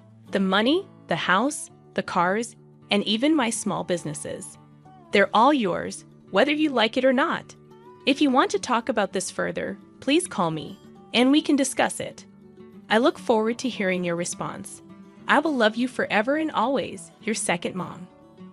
After finishing the letter, I glanced up to witness a flurry of mixed emotions. Kyle appeared on the verge of tears. Jack seemed stunned, but Hugo looked like he was on the brink of losing his temper. I can't believe she said all those things. Is she serious? So, she'd exclude me from her, well, just to spite me and Jenny? She's officially lost her mind, guys. I don't even know what to say. This has gone too far. I'm fed up with her toxic behavior. What are we going to do? In that moment, I had an idea. A week passed, and it was time for the planned Hawaii trip. Maria woke up to find a letter from her husband on her bedside table. It read, "Good morning, beautiful. We decided to let you catch up on your beauty sleep. Don't worry, your bags are packed. Just meet us at the airport." Maria hurriedly got ready and rushed to the airport, searching frantically for her travel companions. She tried calling them, but no one answered. Assuming they had already boarded, she boarded her flight, hoping to catch up with them in Hawaii. During the 12-hour flight, she landed and video called Kyle. "Hey, Kyle. Where are you guys? I woke up late and found your note, but none of you are answering. I assumed you boarded without me. Where are you? Let's start the festivities." "That won't be happening, Maria." "What do you mean? Where are you?" "I'm at home." "What? Why are you at home?" "You see, Maria, Jenny brought some important information to our attention last week, and since then, we decided we'd rather spend time in Florida with her than anywhere else with you." Maria gasped. "You think we wouldn't find out?" "What, my baby? Don't baby me. You were really going to cut me out of the will, Mom." I, who? How did you even find out about that?" Oh, that wretched girl you despise so much. Jenny found your letter in the kitchen. I don't know what you're talking about, Maria. Lying right now is only adding more nails to the coffin. Jack, tell them. You've got to believe me. I did nothing of this sort. We all read the letter, Maria. The game is up. But I didn't do anything. Jenny is making everything up. Oh, am I? You are so pathetic. It actually makes me sick. We all know what you said and what you tried to do. Thank goodness I was nosy enough to read the whole thing. Hugo, Kyle, please. No, Maria. Enough is enough. You're done. You don't get to say anything else. You messed up big time. Your hatred has caused you to be blind. Now you have to suffer the consequences of being alone on your birthday because of what you've done. I hope you can use this time in Hawaii to reflect on your actions. But I'll be alone. It won't be fun. Maybe people would like to hang out with you more if you weren't such a raging witch. Have fun. And with that, Kyle hung up the phone. We all let out a sigh of relief. I was the first person to start laughing, eventually joined by Hugo, and before we knew it, we were all bursting with laughter at the dining table, just laughing at the sheer absurdity of the situation. The look on her face once she realized the game was up was priceless. Her face turned pale, all the blood drained from her face, and it was evident that it was the first time in a long time that she felt embarrassed. Maria had to spend her vacation alone, frequently calling Kyle to see if he would at least come and join her because canceling the reservations she made would be expensive. But every time he kept denying it, stating that when she comes back, they were going to have to implement some ground rules if she still wanted to be married to him.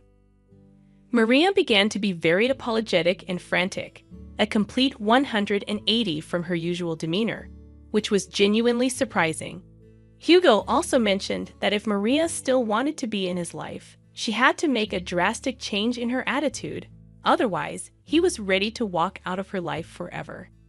Their relationship remained rocky, and Hugo asserted that if Maria ever disrespected him again, even with the smallest snide remark, he would cut her off completely, just as she had planned for him. As for Jack, he decided it was best to stop being overly accommodating to Maria, as it was clearly enabling her toxic behavior. So not only did Maria end up spending a miserable time in a beautiful place, but she also risked losing the three most important people in her life. She now has very strained relationships with all of them, and she has to change for the better. Regarding me, I messaged her, stating that I need time to decide if I'm going to forgive her for all of her injustices. She was apologetic and begged me to talk some sense into the men in her life. I refused, stating that this is the bed she made for herself, and now she has to lie in it. To this day, Maria is still attempting to mend the very broken relationships that she caused. I just hope she learned her lesson.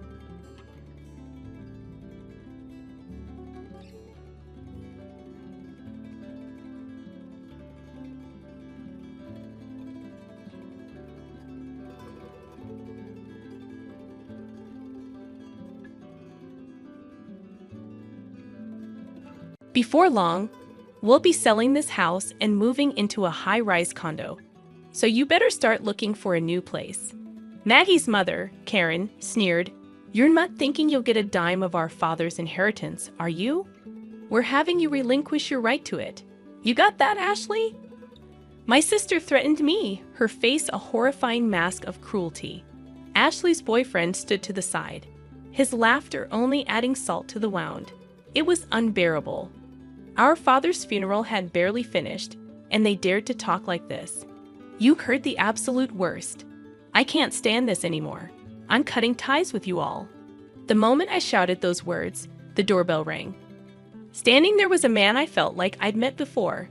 My name is Maggie. At 22, I'm soon to graduate from university. Nothing to brag, but I'm strong-willed and patient. From my childhood through university, I've always quietly and diligently focused on my studies. I've maintained reasonably high grades, and I do have dreams I want to fulfill. Although I'm content with my daily life, I'd also have a significant worry. "Maggie, come downstairs now." A loud voice rang from below. With reluctance, I went downstairs to find my mother, Karen, and my sister, Ashley. "Mom, sis, what's up?" I was studying, as usual. "You nerd. You're still studying even though university is almost over. What a hard worker." The one laughing was my sister, Ashley. A beauty like our mother, she's flamboyant and was even a popular model back in the day. Now she's unemployed, under the gaze of helping around the house. "We're going shopping. You should clean the dishes and do the laundry. Don't forget to iron properly, okay? Also, we're out of detergent and other things, so you should go shopping." Mother calmly ordered me to do the housework, knowing she would get furiously angry if I talked back. I quietly responded, "Okay." I left the house stressed out to the nines and high in spirits. "I need to get on with that," I muttered quietly as I started to clean up the mess they had left behind. Mom, a former beauty queen, has extravagant tastes and loves luxury. She's always favored my beautiful sister while ignoring me since I'm not all that pretty. Moreover, they've always dumped housework and other chores on me as if I'm their maid. My sister took advantage of this, and I've been oppressed by them since I was little. Yet I've tolerated it because, after all, we are family. And then my phone rang. When I looked at my phone screen, it read Dad. "Hello, Dad, it's been a while." I could tell my voice had brightened. "Oh, Maggie, it's been a while. Are you doing okay?" "I'm doing great. How about you, Dad? It's night there, right? How's work?" "I'd like to say I'm fine, but I've been having headaches lately. I'm planning to go see a doctor soon." "How's your schoolwork? Is it going well, Dad? Take care of yourself, okay? Thanks to you, everything is going well. I'm studying hard to achieve my dream." "That's my girl. You're always so diligent. Remember what I always say, be righteous and kind, right? Don't worry, I'm doing my best. That's my Maggie. I'll bring lots of souvenirs when I come home next time." After that conversation, I hung up the phone. To put it bluntly, my family is well off. This was largely due to my elite father, Harry, who has been flying around the world for work since his younger days. Although he was often away from home, he was kind to me and showered me with love whenever we had the chance to meet. I adored him dearly. However, to my mother, Karen, and my sister, Ashley, he was nothing more than an ATM. The harsh truth was that they were living lavishly on the money he earned. "Be righteous and kind, Maggie," he would say. His presence was always nurturing and supportive. He was my rock. That's why I was able to stay strong until now. Several months later, shortly after I graduated from university, a chilling event occurred. "Maggie, Dad has..." Karen burst into my room, her face as pale as a ghost. Apparently, my father had collapsed at the airport as soon as he returned home and was rushed to the hospital. Upon hearing the news, Ashley, Karen, and I immediately headed to the hospital. There, my once strong father lay frail and helpless. "We suspect he's had a stroke," the doctor informed us. Despite extensive treatment, my father barely improved. To be specific, he was left with severe physical paralysis and a speech impairment, unable to stand or converse properly. To care for my now dependent father, I decided to put my dreams on hold and dedicate myself to his care at home. Predictably, Karen and Ashley completely ignored him, treating him as if he was useless. They didn't even help with his care, let alone come by to see him. "Mom, Ashley, if you helped with Dad's care once in a while, I'm sure he'd be really happy," I pleaded. However, their response was always the same. "We're too busy. We've left Dad's care to you." "Dad, it was a lovely day today," I would tell him. "Thank you," he would struggle to reply. I studied and learned about caregiving. I made sure he could see outside by keeping the curtains open, fed him specially prepared meals, and arranged fresh flowers every day. Though I had help from professional caregivers, I did everything I could for him with all my heart, remembering my father who had worked so hard for us and showered us with love. I was desperate to do everything. Whenever times got tough, I would recall my father's words, "Maggie, always be righteous and kind," and each time it gave me the strength to carry on. One day, I overheard Karen and Ashley whispering in the house. Thanks to Dad's insurance money, I was able to buy that bag I wanted, Karen said. I know, right? Thanks, Dad. Maybe I should get a new wallet too, Ashley chimed in. I held back from yelling at them and continued to listen, only to hear Karen utter something even more shocking. If Dad were gone, we'd receive a few $100 million from his life insurance and inheritance he's been saving up through his job and investments. Wow, Mom.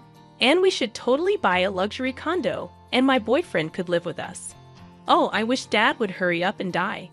Indeed, I couldn't bear it any longer and left the scene. My father was struggling to stay alive, and yet they were spending his insurance money and dreaming about a luxury condo from his inheritance, wishing for him to die sooner.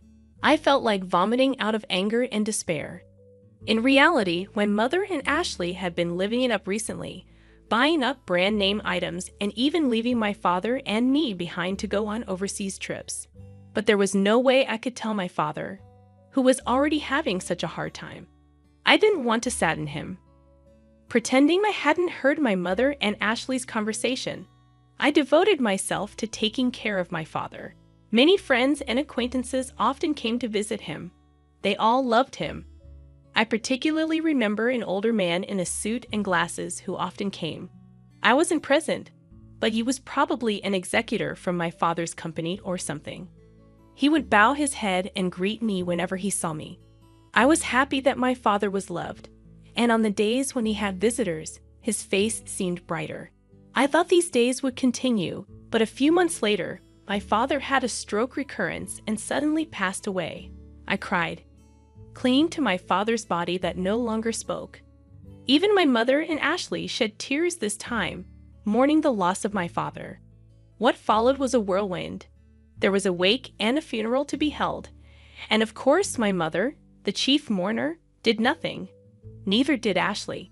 In the end, I had to go through all the procedures by myself, running around in a rush. The wake ended, and many people attended the funeral, with numerous flowers arriving as well.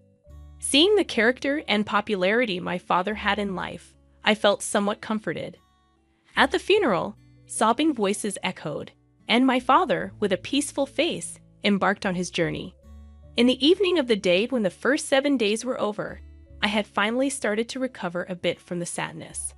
As I was cleaning up the 7th day, my mother and Ashley called me into the living room. Next to Ashley was a man who was said to be her fiancé. Like Ashley, he looked good, but given his former job as a male stripper, his inner frivolity was clear. Apparently, his name was John. So about father's inheritance, my mom began.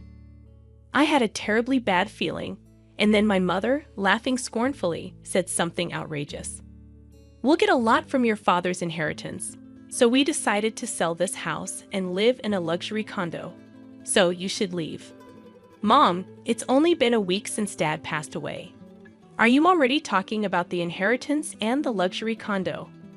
We've already signed the contract. It's a high-rise, brand new. You've already signed. When did you? About a month ago, I guess. A month ago. But Dad was still doing fine. He was practically dying. He had a lot of money, so it'll work out fine. My mother was selfish as ever. Ashley continued, yes, that's right. The luxury condos for Mom, me, and my fiancé. So, you're a nuisance. You should hurry up and find some shabby apartment, okay? Even you, sis? Are you serious? Of course. Don't even think about getting any of Dad's inheritance.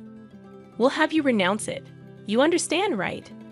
Ashley was approaching me with a terrifying expression, and next to her, her fiancé was laughing. Seeing my father's inheritance in the corner of my eye made me feel suffocated. It was too much. They had the nerve to say such things before my dad's mourning was even over. You guys are the worst. I can't stand it anymore. I'm cutting ties with both of you. We'd actually feel relieved if you cut ties with us. My mother and Ashley laughed at me. I clenched my fists and started trembling. At that moment, the front doorbell rang. Straightening my trembling breath and wiping my tears, I'd opened the door, thinking it might be a late visitor. Good evening, my condolences for your loss. The man who deeply bowed his head at the entrance was the middle-aged man in a suit and glasses who frequently visited my father's sickbed. "Thank you. Please come in." As I was about to invite him in, the man presented his business card. "Please check this. My name is Watson, an attorney assigned by your father."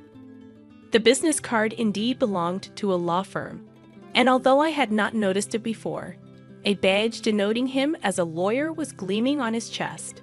A lawyer? I was surprised. My mother, Ashley, and her boyfriend came out from behind. "Huh? What does a lawyer want from us?" Watson responded to my mother's skeptical expression. "I've come to discuss your husband's inheritance. Can we talk for a moment?" Watson sat down in the living room. My mother sat directly across from him, and Ashley and her boyfriend sat next to her. I ended up sitting on the side facing them alone. Watson took out several documents from his bag, looked at us, and then began to speak slowly. "First, may I read your husband's will?" That man could barely move or speak, and yet he left a will. "Get on with it, please," my mother spoke in an irritated tone. "Then allow me to read it," Watson said in a quiet voice. "The testator, Harry, hereby bequeaths as follows. The testator leaves all property belonging to him to his second daughter, Maddie." A moment of silence fell upon the room. The testator designates the following as the executor of the will. Before Watson could continue reading, Ashley interrupted. Wait a minute. What did you just say?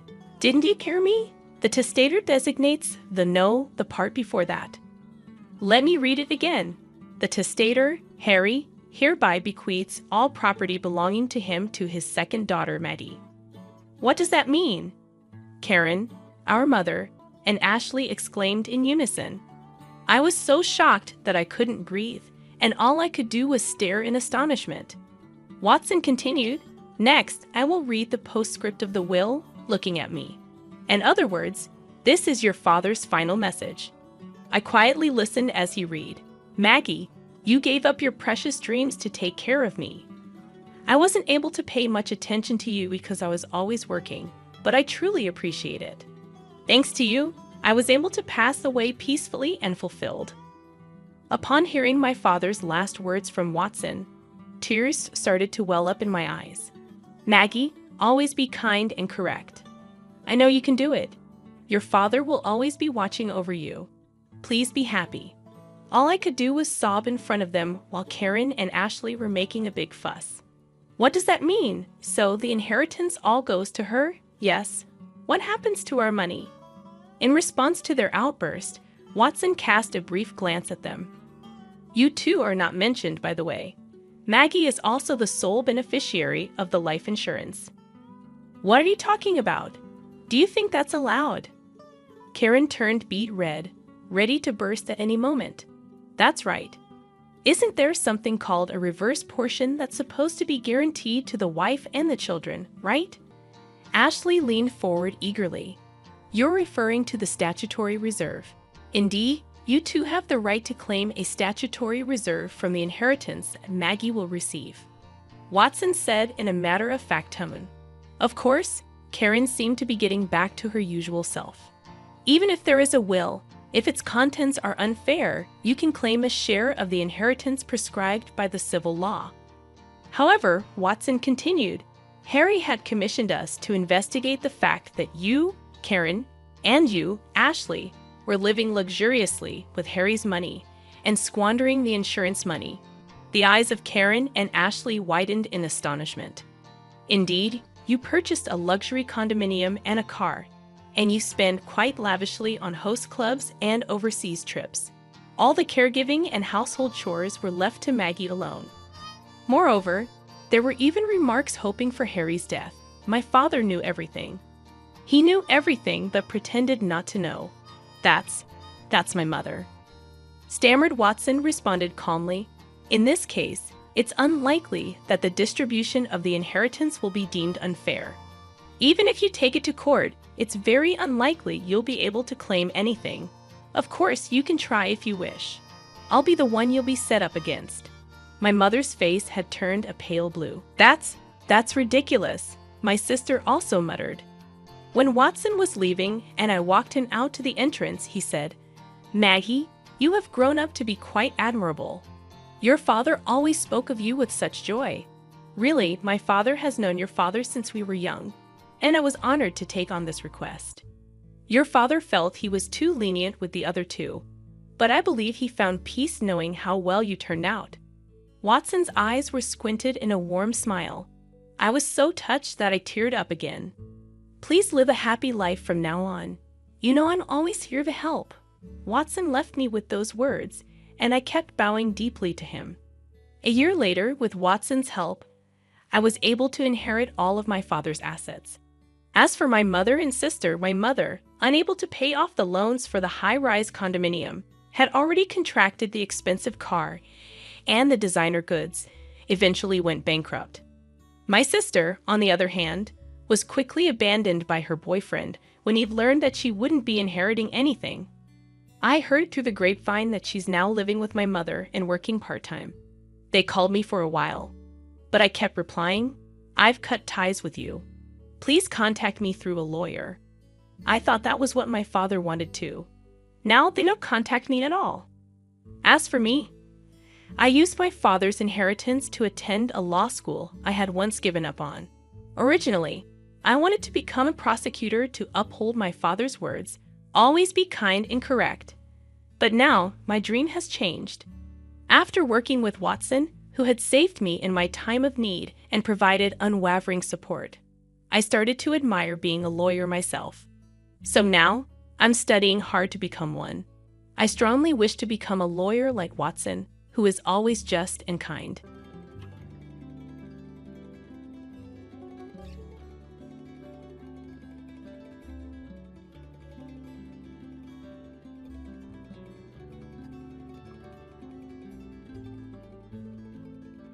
Hi, I'm Ava.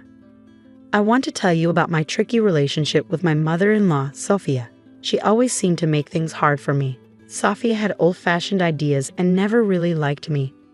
For a while, my husband William and I lived far from them, so Sophia couldn't bother us much. But when William got a job close to them, we had to deal with her more. I could handle Sophia's behavior because I grew up dealing with difficult people, like my own parents. Luckily, William's dad, Benjamin, was always nice to me. But the tough part was that Sophia spent time with my daughter, Luna, who was 9 at the time. Luna loved her grandparents, and they were the only ones she knew well. Since I didn't have contact with my own parents, even though Sophia and I had our issues, I put them aside for Luna's sake. I wanted Luna to have a good relationship with her grandparents. William also cared about family a lot, so I couldn't just cut Sophia out of our lives. Luna enjoyed spending time with her grandparents, but Sophia still caused problems sometimes.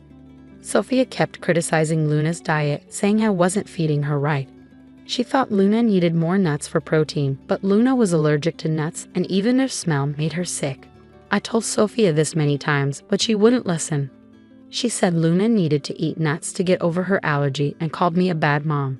"I knew you'd say this, Sophia. We talked to the doctor, and Luna's meals are balanced.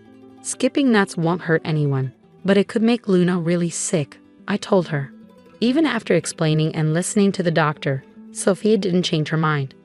She thought exposing Luna to nuts would help her allergies. I was tired of arguing with her and tired of being called a bad mom. Sophia even tried to get Luna to eat nuts, but Luna knew better and always said no. Feeling more and more worried about what Sophia might do, I decided to talk to William about it. "I'm really concerned about leaving Luna alone with Sophia. I'm afraid she might give Luna foods she's allergic to, thinking it will help her allergies," I told him. "Don't worry so much, Ava. My mom might have old-fashioned ideas, but she knows her boundaries. And Dad is always there to step in if things get out of hand. Luna loves being with her grandparents, and we can't just stop her from seeing them," William said, trying to reassure me. But Sophia keeps ignoring Luna's allergies. I'm genuinely scared for Luna's safety whenever she's with them without me. "We need to talk about this. I can't keep worrying like this," I insisted. "Relax, Ava. There's no need to stop Luna from seeing my parents just because of this small issue. Luna loves being with them, you know? And if you're worried about Mom, I'll talk to her. She'll listen to me," William assured me. His words made sense. Luna really enjoyed being with her grandparents, so I couldn't bring myself to stop her. If Luna had ever said she didn't want to see them, I would have respected her decision. But I didn't realize that even William couldn't change Sophia's behavior. Things came to a head at Luna's 11th birthday party. Benjamin and Sophia were invited, and they said they'd come. Sophia seemed really excited, which made me uneasy, though I didn't know why. When they arrived early, it surprised me because Sophia usually avoided being around me. She gave Luna a big present wrapped in birthday paper and said, "Happy birthday, Luna. Here's your gift. Grandma got you something really special." Luna thanked Sophia, and then Sophia said, "Wow, that's a big gift. What's inside, Grandpa?" "I have no idea, Luna. Grandma chose it, and she won't even tell me what's in there." "We'll both find out when you open it," Benjamin said. "Come on, open Grandma's gift and see what she got you. I bet you'll love it, sweetie. I'll be your favorite grandma ever," Sophia said excitedly. "I can't wait to see what you got me, Grandma. I'm so excited." "We'll open all the gifts after we cut the cake, Luna. Let your friends arrive, and once we finish the cake, you can start opening the presents," I suggested. "No, Luna needs to open my gift before cutting the cake. That's why I came early to give her my special present," Sophia insisted. Despite feeling suspicious about Sophia's behavior, Luna seemed genuinely happy to get such a nice gift from her grandma. The big, heavy package made Luna even more excited, and she couldn't wait to see what was inside. She wanted to start opening her presents once all her friends were there. I agreed to let Luna open Sophia's gift before the cake, as Sophie said it had to be done that way. I didn't want to upset Luna on her birthday, so we went along with it. But little did I know what a disaster it would turn into. Luna and her parents were let down by the one person they trusted. Sophia not only ruined Luna's birthday, but also turned everyone against her. When Luna opened the gift, she found a big cake with her name on it. She was happy for a moment, but then she passed out. William and I rushed to her, scared and confused when we saw her throat swelling up. In shock, I watched as William hurried to get an epinephrine shot while someone else called the police. Knowing exactly who was behind this, I confronted Sophia, demanding answers. "What on earth did you put in Luna's cake? What's in it?" I asked, my voice shaking with anger and fear. Sophia pretended she didn't know anything, saying, "I didn't do anything, Ava. It's just a regular cake. I don't understand what's happening. Maybe something you did caused Luna to faint. You've been neglecting her nutrition despite my warnings, and now she's paying the price. Don't try to blame me. Luna was fine just a moment ago, and now she's having an allergic reaction. Tell me what you did to her, Sophia. I hope you didn't mess with the cake. You need to own up to your actions and take responsibility. Look at Luna, she's turning blue," I snapped back, ignoring Sophia's excuses. Focusing solely on Luna, I hurried over with the epinephrine I always kept on hand for emergencies. Although Luna's swelling went down a bit, she remained unconscious. It was clear that she needed to go to the hospital to fully recover. The room was filled with worry for Luna. Tears welled up in my eyes, and even William looked close to crying. Sophia, who was already in tears, seemed scared. In that moment, I decided to cut open the cake to see what was inside. What I found shocked me to the core. I demanded answers from Sophia, questioning her sanity for putting nuts in the cake. "Sophia, what were you thinking? You ignored my warnings and put nuts in the cake, putting Luna's health at risk. How could you be so careless?" "I only wanted to help Luna, not hurt her. I didn't like that Ava was so strict about Luna's diet. While it's true Luna might have reactions sometimes, I thought gradually giving her nuts could help," Sophia argued. My frustration boiled over when I confronted Ava, saying, "Are you crazy? Our daughter is allergic to nuts. She could have died from this reaction. Who gave you the right to decide how to handle her allergies? Look at the mess you've made. I'm Luna's grandma, and I have the right to take care of her. She'll be fine. You're all overreacting. You're just trying to scare me for no reason. I'm sure this is all part of Camilla's plan to make me look bad. But listen, Sophia, if things go my way today, you'll be in big trouble. Right now, all I care about is Luna's health," I said firmly. Just then, the ambulance arrived with paramedics. They took care of Luna and took her to the hospital, with us following closely. The doctors told us Luna would need time to wake up and would have to stay at the hospital for a day or two. We were all overwhelmed with emotion. I broke down in the hospital, finding comfort in William's arms. After calming down, I called Benjamin to let everyone know that Luna was no longer in danger. When I hung up, I turned to William and expressed my anger, saying, "I'll never forgive Sophia for what she did today. She could have put our daughter's life at risk." I've been thinking about how serious this is. It's unbelievable. Something I wouldn't have believed if I hadn't seen it myself. My mom has become someone I don't even recognize anymore. She did all of this just to make me look like a bad mom. She acted like she cared about Luna's happiness, but she never thought about how dangerous it was for Luna. Even after everything, she still says I planned it all. Today showed me how far my mom will go to make you look bad. I'm so sorry I didn't see it sooner and didn't do more to keep her away from us. I need to protect Luna from my mom's bad influence. I failed as a husband and as a father. William was starting to realize how serious the situation was, and Benjamin, who had always been a good grandfather, was clearly affected by Sophia's actions. This time she went too far. Even though she'd gotten away with things before, we weren't going to let her off easy this time. We decided then and there that we couldn't let Sophia keep hurting Luna. Her actions were a threat to Luna's safety, and we couldn't allow her to keep causing trouble in our lives. Sophia was no longer welcome in our family. We were determined to protect Luna and make sure she grew up in a safe and loving environment. It wouldn't be easy, but for Luna's sake, it was a decision we were ready to stand by. Following a heartfelt discussion, my husband and I quickly made a decision while Luna was still in the hospital. It was time to head back home. Benjamin, Sophia, and a few other guests stayed behind, eager for updates on Luna's condition. This gave us the perfect opportunity to address Sophia's actions. When we got home, 4 hours had passed since the incident. In the living room, we found Benjamin scolding Sophia while she seemed indifferent, busy on her phone.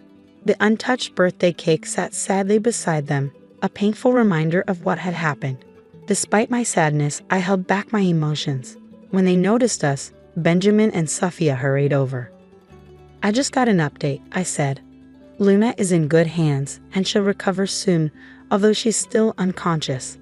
The doctors are hopeful. Thank goodness, Luna will be okay. I was so worried, but it looks like everything's fine. It wasn't even a big deal. Luna will be fine, and her nut allergy will go away soon," Sophia declared.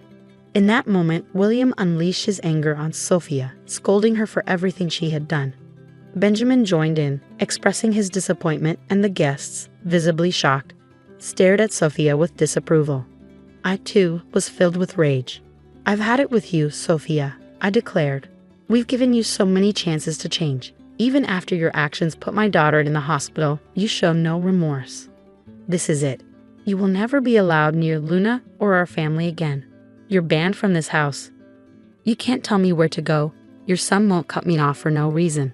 I won't let you keep me from my granddaughter just because we don't agree on how to raise her," Sophia shot back. "No, Mom," William replied firmly. "You're not welcome near me or my family ever again. Dad can come here anytime, but not you. He's the only sensible grandparent Luna has. He's done his best to keep Luna safe. But today you put Luna in the hospital and acted like it was the right thing to do. I can't let someone so heartless be around my daughter." Sophia couldn't believe her own son was turning against her. She had always trusted William to support her, not realizing he was being rational, unlike her. Even the guests started criticizing her. Sophia felt trapped, with no one on her side, not even Benjamin. In desperation, she screamed at us, blaming me for setting her up. "This is all your fault, Ava. You turned everyone against me. I'll never forgive you for this. You should be begging for our forgiveness. Your actions have ruined your reputation and kept you from Luna. I'll sue you for grandparents' rights. I'll take you to court, and the judge will let me see Luna. Just wait and see. I don't need anyone to support me." I responded firmly, "You're not going to have much luck getting grandparents' rights from jail. I'm sure the judge would find it pretty funny to have a criminal asking for visitation after putting her own granddaughter in danger." Sophia protested. "What are you talking about, Ava? Why would I go to jail? I didn't do anything wrong." "Didn't do anything?" I shot back. "What you did is a crime, Sophia. You can be arrested for knowingly exposing a child to allergens. It's considered a form of poisoning. Maybe you didn't realize it, but William and I did. We've already called the police on you. And look, here they come now to arrest you." Sophia, in denial, insisted, "No, You're lying. This can't be happening. You can't arrest me for this." Sophia's panicked expression showed her desperation as she begged us to drop the charges. Tears flowed down her face and she started to panic. Just then, 2 officers came in and told her she was under arrest. She clung to our hands, begging us not to send her to jail. William remained unmoved, telling the cops to take her away, while I gave Sophia a cold look, showing that her deceitful game was over. In a last attempt, she turned to Benjamin for help, begging him to do something. "Benjamin, please. You can't let your wife get arrested like this," she pleaded. But Benjamin stood firm, saying, "When my wife does something truly terrible and shows no remorse, I won't protect her. I've warned you for years to change, and you never listened. Today, you put our granddaughter in danger. I was only trying to protect her, not realizing it would hurt her so badly. Please, Benjamin, I'm your wife. You have to help me," Sophia pleaded desperately. But William stood by his decision, saying firmly, "Sophia, I've already cut you out of my life. It's the right thing to do. And I plan to do the same. Tomorrow, I'll talk to a divorce lawyer. I want to end this as soon as possible. I won't stay with someone like you. I'll protect my granddaughter and my kids from you." Sophia was shocked and pleaded desperately, No, Benjamin. You can't do this to me. I'm your wife." Ignoring her, Benjamin told the cops to take her away. Sophia continued crying and begging for help, bringing a tumultuous end to an event that had long concluded. A sense of peace washed over me as William, Benjamin, and I went back to the hospital. After the other guests left, clearly upset by Sophia's actions, they promised to tell everyone what she had done. The next day, Luna woke up feeling much better, but she was terrified of Sophia. Luna cried and begged us to keep her away from her grandmother, saying how Sophia had tried to make her eat things she was allergic to. To help Luna deal with her feelings, we got her a therapist. At the same time, William and I started going to therapy together to work on our communication as a family. Having Benjamin's support was really important for all of us. With his help, we started to heal and grow stronger as a family. Sophia's life took a sharp turn for the worse after the incident. Her actions caught up with her, and she faced serious consequences. Once her own family found out what she had done, they scolded her and cut ties with her. Even her friends were disgusted by her behavior and stopped talking to her. With no one to turn to, Sophia found herself in a desperate situation, begging everyone for bail money. But she didn't get any help, and Benjamin filed for divorce the next day. Sophia was served with divorce papers while still in jail. Receiving the divorce papers in herself sent Sophia into a fit of rage. In the following months, Benjamin was able to get a quick divorce, taking advantage of state laws. With the police report as evidence, our legal case against Sophia moved forward. Despite the expectation for Sophia to cover Luna's medical expenses, her financial struggles resulted in a lengthy prison sentence as the judge ruled against her. Moreover, we obtained restraining orders to ensure she stays away from our family. With confidence that Sophia won't have the chance to approach us again, we remain watchful. But if by some chance she tries to cross the line, she'll encounter the fierce protection of Mama and Papa Bear, who are determined to do whatever it takes to keep Luna safe.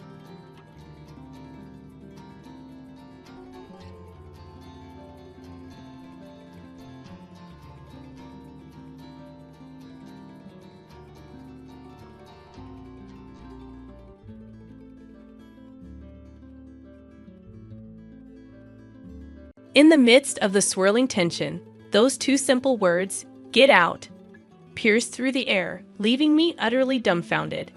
The source of this command was none other than my eldest son's wife. The echoes of a similar expulsion I have faced when leaving my parents' home many years ago reverberated in my mind.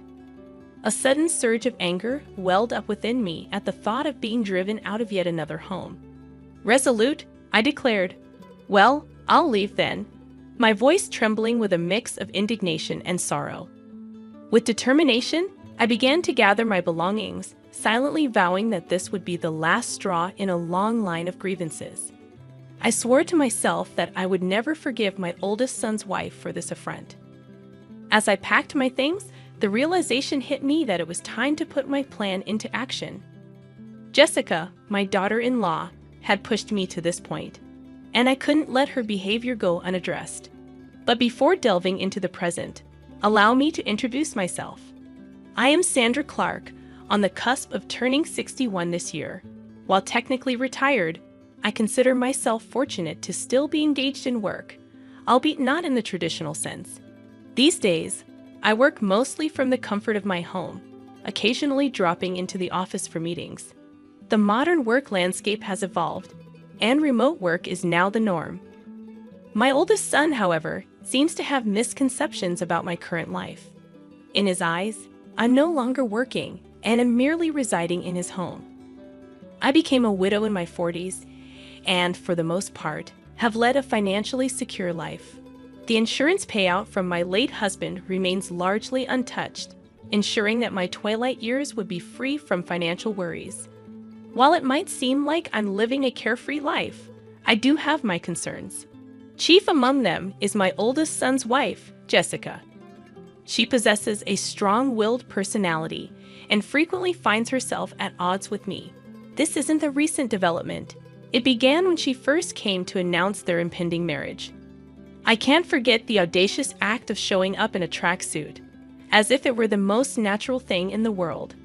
She claimed she wanted me to see her without any pretense, but I couldn't help but see it as a breach of common sense and decorum, to put it mildly. Her behavior often borders on the absurd, and her unwavering confidence and articulate arguments only complicate matters. I'd often wondered why my eldest son had chosen her as his life partner, and I later learned that it was Jessica who had approached him.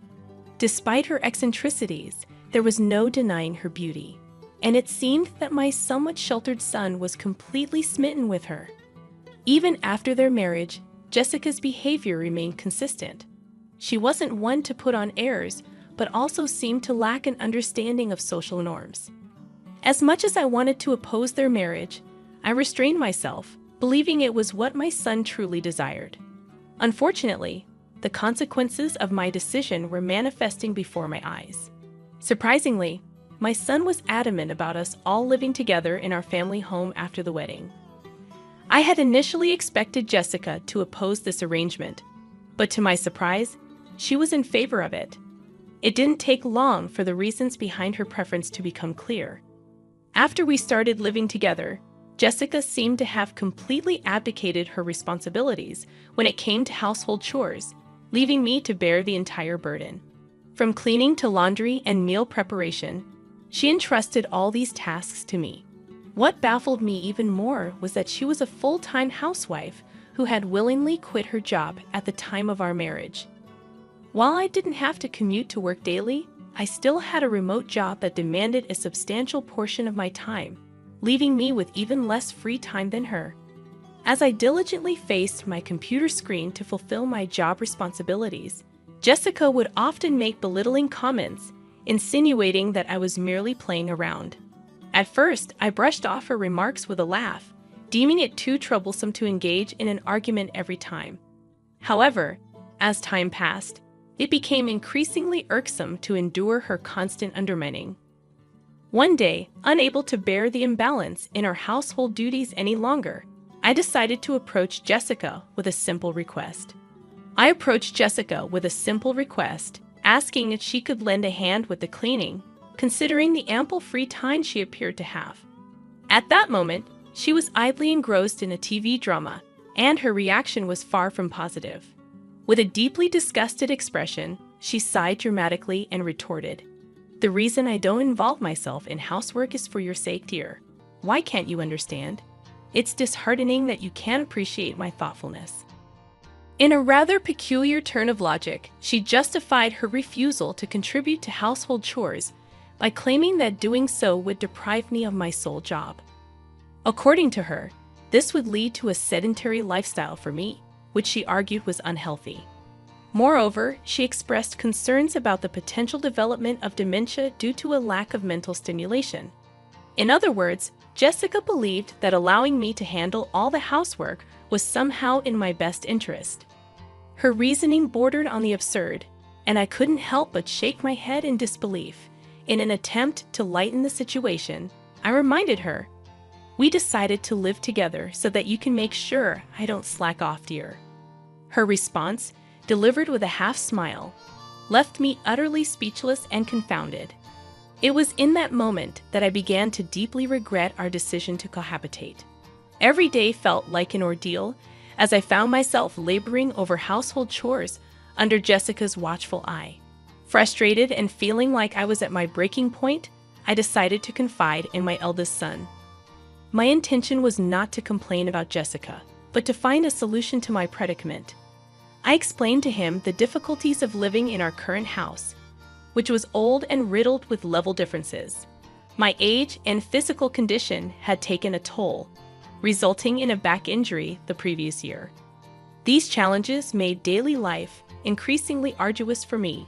Following our conversation, I made the decision to move into an apartment. It felt like Jessica had driven me to this choice, though I had no regrets about leaving. The new apartment I secured was a rental, and while I initially thought it might be too spacious for me to live alone, I ensured that it had enough room for my grandchildren to stay over in the future. I even had the interior customized to my taste, and at last, my own personal castle was complete. However, my joy was short-lived as Jessica began coming over to the new apartment every day, staying until late into the evening. She lounged on the living room couch, looking around and commenting, "The new apartment is really nice, isn't it, Mother? It might be too big for just you. Why don't you come back to your old home and take care of the house chores? It's for your health and longevity, you know." Jessica's behavior had become unbelievably frustrating. She insisted that I return to our old house to take care of the chores during the day, and her self-centeredness was enough to make anyone dizzy. I had already moved out of that house, and it was time for her to step up as the wife and handle the household responsibilities. After all, I was the one taking care of all the house chores in my new place, and my annual checkups always came back with good results. There was really nothing for Jessica to worry about. However, when I confronted Jessica about this, she simply turned her head away, as if pretending not to hear my words. It was her usual strategy to ignore anything that was inconvenient for her. Yet, even after this confrontation, Jessica continued to visit my apartment regularly. Just the other day, she casually mentioned that going back to the old house was too much of a hassle, and ended up staying the night. My parents' home and my apartment were conveniently located just a 15-minute walk apart, and it was my eldest son who had suggested I live near my parents' home. He was concerned about me and thought it would be better for me to be closer to them. While his concern touched me, it also made me a little sad to leave the house where I had spent so many years. One day, when I had been out on a rare business-related outing and returned in the evening, I was in for a surprise. To my disbelief, Jessica had let herself into my apartment using the spare key I had given to my son without telling me. "Oh, welcome back," she said, lying on the floor in front of the TV, not even bothering to get up. I was taken aback and felt uncomfortable knowing that she had been in my apartment while I was away. I told her sternly, "Jessica, that spare key is meant to be used in emergencies, not for you to let yourself in when I'm not home." It was the first time I had firmly asserted myself with her. She seemed surprised because I was usually quick to forget my anger, but this time I held my ground. Her response was less than pleasant.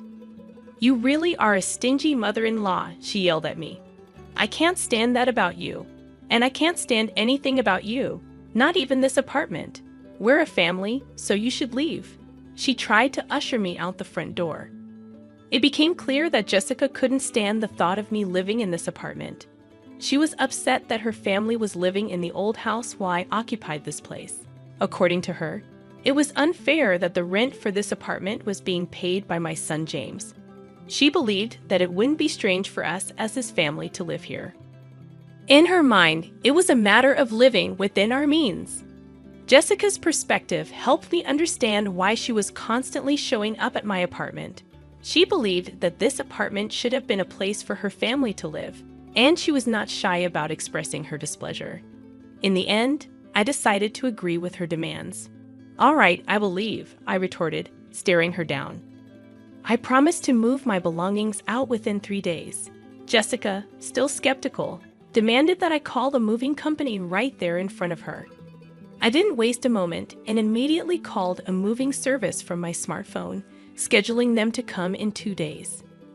As Jessica left satisfied with the resolution, I watched her retreating figure and began formulating a plan for my new life in a senior-specific apartment. It was time for a fresh start and a peaceful living environment. After much contemplation, I made the decision to embark on a 2-week trial of a significant change in my life. It involved the rather unsettling task of handing over both the keys to my cherished apartment and the accompanying lease documents to Jessica, all in the hopes of initiating a contractual alteration through the mediation of our trusty real estate agent, who would ultimately convey our request to the landlord. Fortunately, my history with the landlord spanned many years, and this long-standing relationship proved to be the beacon of flexibility and understanding I had been hoping for during this tumultuous period. Their willingness to accommodate our requested changes in such a congenial manner was, to say the least, an immense relief to me. However, my eldest son, whose emotions were running high and his patience dwindling, was not as pleased with this development. In fact, he was furious with Jessica for what he perceived as her kicking me out of our beloved apartment. The strain in their relationship had reached a point where he was seriously contemplating divorce. Oddly enough, though Jessica appeared unperturbed by his inner turmoil, displaying a surprising level of indifference. On the contrary, she seemed to have embraced the idea of living alone in our apartment and boldly declared her desire for us to live separately. I couldn't help but marvel at her audacity in the face of such a complex and emotional situation. However, what Jessica did not know was that in a mere 5 days, she would come face to face with the truth, and it would change everything. As I continued with my remote work, my phone began to ring incessantly. The caller ID displayed Jessica's name, and I had been eagerly anticipating this moment. I had a recorder ready and waiting to document the impending conversation. Calmly, I pressed the record button and answered the call. "Excuse me, Mother," Jessica's voice rang out. "What's the deal with the rent for this apartment?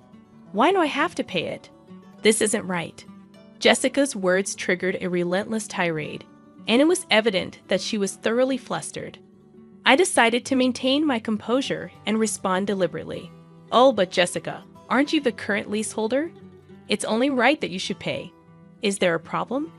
My tone was calculated, designed to provoke and annoy Jessica further. To my amusement, the flustered Jessica seemed to become even more agitated. "But didn't James used to pay the rent here? We're not even divorced yet, so shouldn't James pay it?" she retorted. At this point, it was clear that Jessica was desperately trying to shift the financial responsibility onto my eldest son's shoulders. In reality, there was never a time when my son had contributed to the rent. In fact, I had been discreetly providing him with financial support all along. Even after retiring from my job, I continued to work as a consultant for the same company and earned a substantial salary. Additionally, I had taken on advisory roles in the industry, offering my expertise and earning a respectable income based on my well-established reputation. It was safe to say that my earnings far surpassed those of my eldest son. While I had been keeping my financial support a well-guarded secret, it was time for the truth to come to light. "So, Jessica, it's a misunderstanding on your part," I calmly explained. "Originally, I was the one paying the rent for that place. I didn't make James pay a dime." The revelation left Jessica in a state of shock, her grand plans of independent living in our new apartment crumbling before her eyes. She managed to utter a few more words before abruptly ending the call. Immediately, I contacted my eldest son and allowed him to listen to the recorded conversation. His exhaustion from repaying Jessica's mounting debts was palpable, and I understood the burden he was carrying. As a parent, it was only natural for me to extend a helping hand, even if others deemed me too lenient. My son responded softly, "I'll divorce her. I'm tired too." And with that admission, our journey toward addressing this challenging chapter in our lives began in earnest. Guided by a newfound sense of resolve and unity, I sat down with my son, sharing my intricate plan and providing him with a set of detailed instructions. It was crucial that he followed these steps to the letter, and I needed him to understand the gravity of the situation. My first request was for him to take a leave of absence from work, spanning approximately 3 days starting from today. This would be the initial phase of our carefully orchestrated strategy. With a hushed tone and a stern look, I directed him to execute the most crucial aspect of the plan: the discreet removal of his essential belongings from the house. It was imperative that he accomplish this without alerting Jessica, his soon-to-be ex-wife, to our intentions. I emphasized the importance of keeping this operation under the radar, ensuring that no large moving trucks or suspicious activities would draw her attention, potentially causing complications. My instructions also included a specific timeline. I advised my son to gradually move his possessions during the cover of nightfall. The destination for these crucial items was carefully chosen, a single-family home hidden from Jessica's knowledge. I had scoured the area extensively to find this discreet location, which would serve as his final dwelling. Our plan was designed to unfold discreetly, shrouded in secrecy, with each step executed meticulously to minimize any potential hiccups or interruptions. 3 days later, we would put our strategy to the test. Then, as anticipated, the phone rang once more, and the caller ID displayed Jessica's name. This time, her voice was laden with an even greater sense of urgency and agitation. Curiously, I greeted her, maintaining an intentionally relaxed and composed tone. But it was clear that Jessica was on the verge of panic. Her distress was palpable, and her words tumbled out in a rush. "Mother, our house is up for sale, and I received a call from my parents. They informed me that my belongings have arrived at their house. What does this mean?" It became apparent that my eldest son had followed through with my instructions precisely.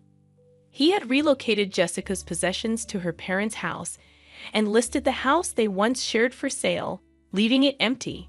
The landlord had promptly issued an ultimatum, stating that if the rent remained unpaid, Jessica would need to vacate the premises.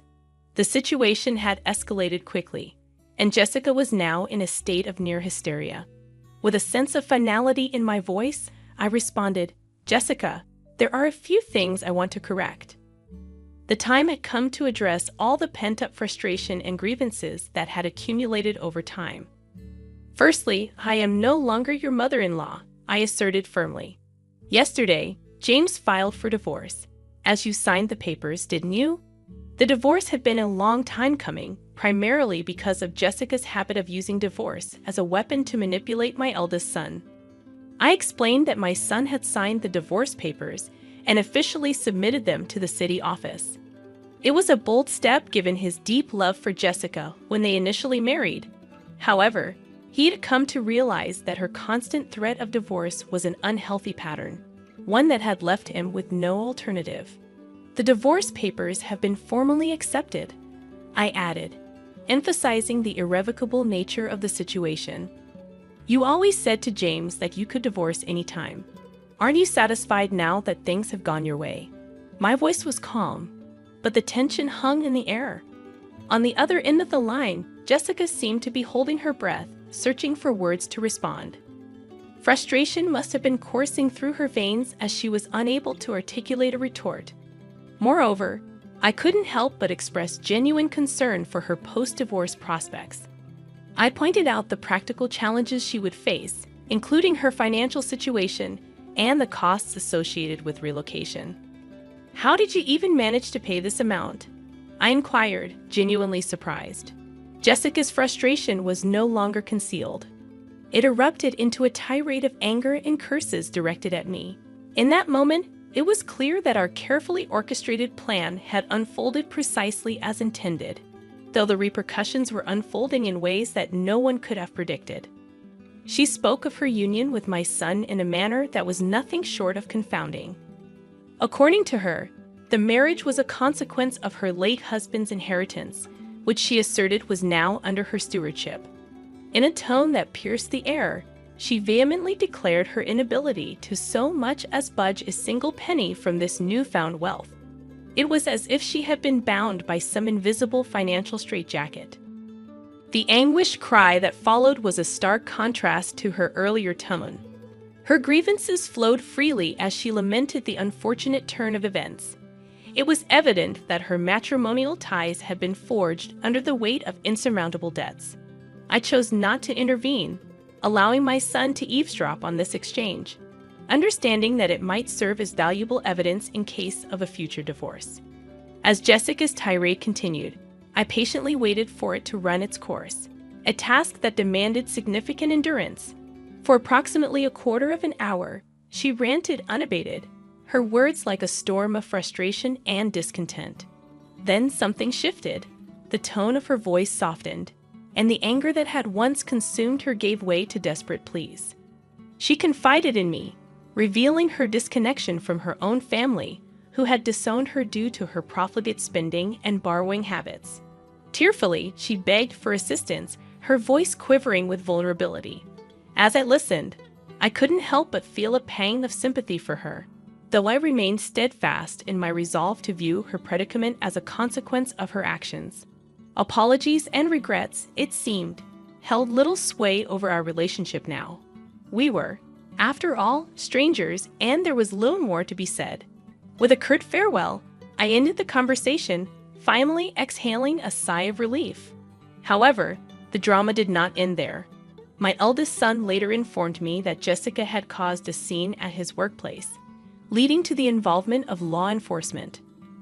Upon returning home, he discovered that she had been forcibly locked out of their shared apartment, with the landlord having changed the locks during her absence. It appeared that she had been attempting to reach us, but we had preemptively disconnected our phones and changed our numbers. Jessica's desperation must have been palpable when she found herself unable to communicate with us. She was left with no choice but to turn to her estranged family for help. However, her return home was met with a cold reception, as her family had left her belongings, which I had sent to them, exposed to the elements in the backyard. Adding insult to injury, the unpaid rent for her apartment had been billed to her parents, further stoking their anger. Rumors began to circulate that Jessica had found refuge in an apartment provided by an organization that supported the homeless. The stark change in her circumstances became evident when I crossed paths with her on the street. Her once vibrant hair had turned a ghostly white, and her skin had lost its luster, a testament to the stress she had endured. Observing her transformation underscored how profoundly living conditions could impact a person's well-being. It was a stark reminder of the consequences of one's choices. As for me, I had settled into a new life in a house purchased with my late husband's inheritance. It was a duplex, ensuring that my son could remarry should he choose to do so. We shared meals, but otherwise, he managed his affairs independently. The money for the sale of my parents' home was carefully preserved for future needs, earmarked for my son and his prospective wife, and of course, any future grandchildren. In the tranquility of my new abode, I nurtured an English garden, a long-held dream. On days when work did not demand my attention, I would tend to the yew trees and herbs, finding solace and purpose in their growth. This new life, brimming with hope, had become my daily routine, a testament to the resilience of the human spirit and the possibility of renewal.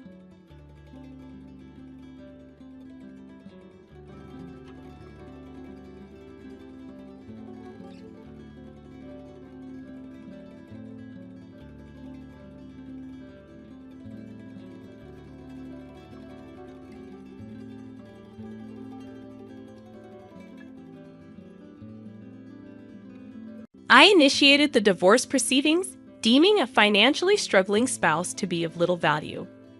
My world was shaken when, during a business trip, my husband abruptly declared not only his intent to divorce, but also his simultaneous marriage to his lover.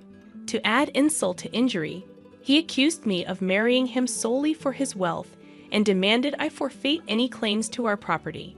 Confronting my indifferent husband, who had always treated me with disdain since our marriage, led to his unraveling and a downward spiral to rock bottom. I am Karen, 35 years old, raised by a single mother since my father's passing in kindergarten. Despite the financial challenges, we found happiness as a family of 3. Even as an adult with a decent salary, My frugal habits persisted from childhood. I married John, a wealthy man I met through an acquaintance, drawn to his kindness and the new world he presented. Our differing views on money and gender roles emerged after marriage. While John envisioned a traditional household, I was dedicated to my career and financial independence. Before marriage, John suggested I become a homemaker, assuming I would embrace traditional domestic roles. However, I expressed my desire to continue working until we had children, emphasizing the financial benefits. Although I managed to convince him, the reality of balancing work and household chores proved challenging. Despite being a full-time employee, my days were consumed with domestic responsibilities, leaving little time for us as a couple. In contrast, John, adopting a traditional husband role, contributed nothing to household tasks. While he witnessed my busy schedule, he simply indulged in dinner and relaxation upon returning home. Balancing work and domestic responsibilities took a toll on our relationship, prompting me to question if this was the essence of a marriage. Despite my efforts, I hesitated to voice my dissatisfaction, fearing he might insist I quit my job despite his lack of contribution at home. I had hoped that the arrival of children would bring about a positive change in our relationship. Unfortunately, our connection had grown distant, casting doubt on the possibility of expanding our family. Feeling the urgency to discuss this matter, I approached John. "Hey, we should start considering having kids, right?" "Huh.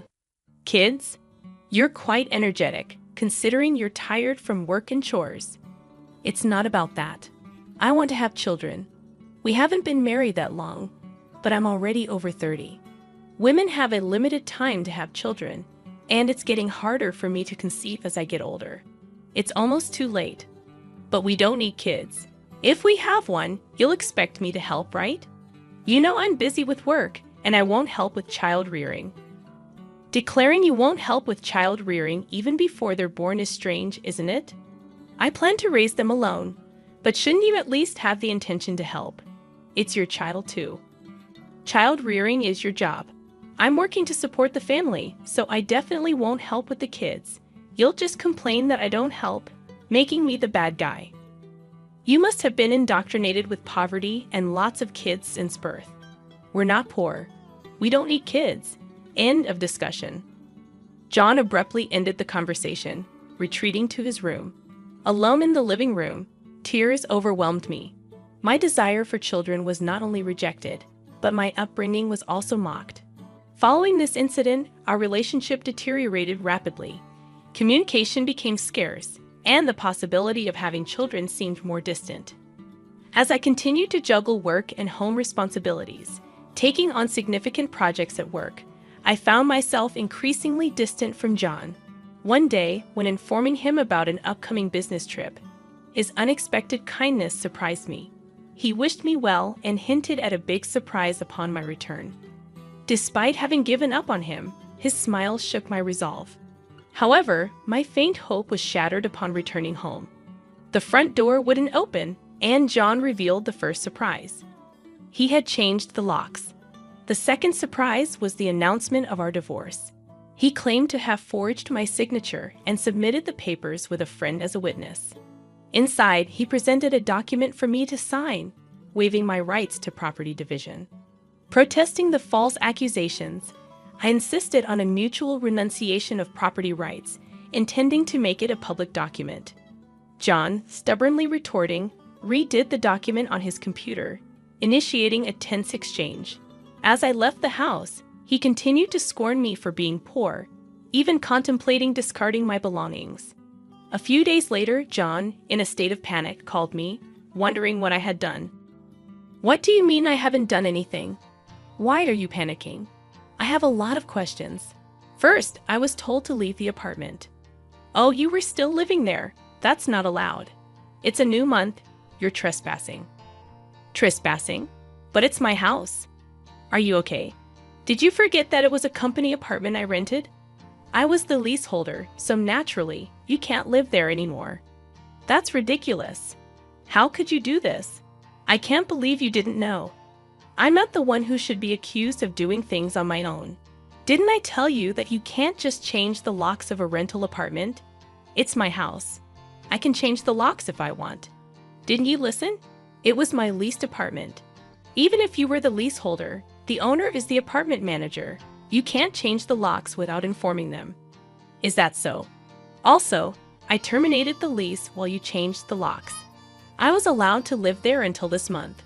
I was planning to return, but now you've unlawfully altered someone else's property, which could be criminal damage. Wait, why did you terminate it so early? Criminal damage? Is that why the police are at the front door now? I'm too scared to open it. But I calmly replied, so the police did come. Don't worry, it's probably not for trespassing or criminal damage. It's better to talk to them. Why do I know about the police? Because I reported you for filing the divorce papers yourself. It seems like you've committed crimes like forgery and fraudulent use of a private document. Divorce papers can be filed by one person, but only with mutual agreement and personal signatures. Since John forged my signature and the witness, it's obvious that it's a crime. But he seemed unaware of his guilt. I continued pressing further.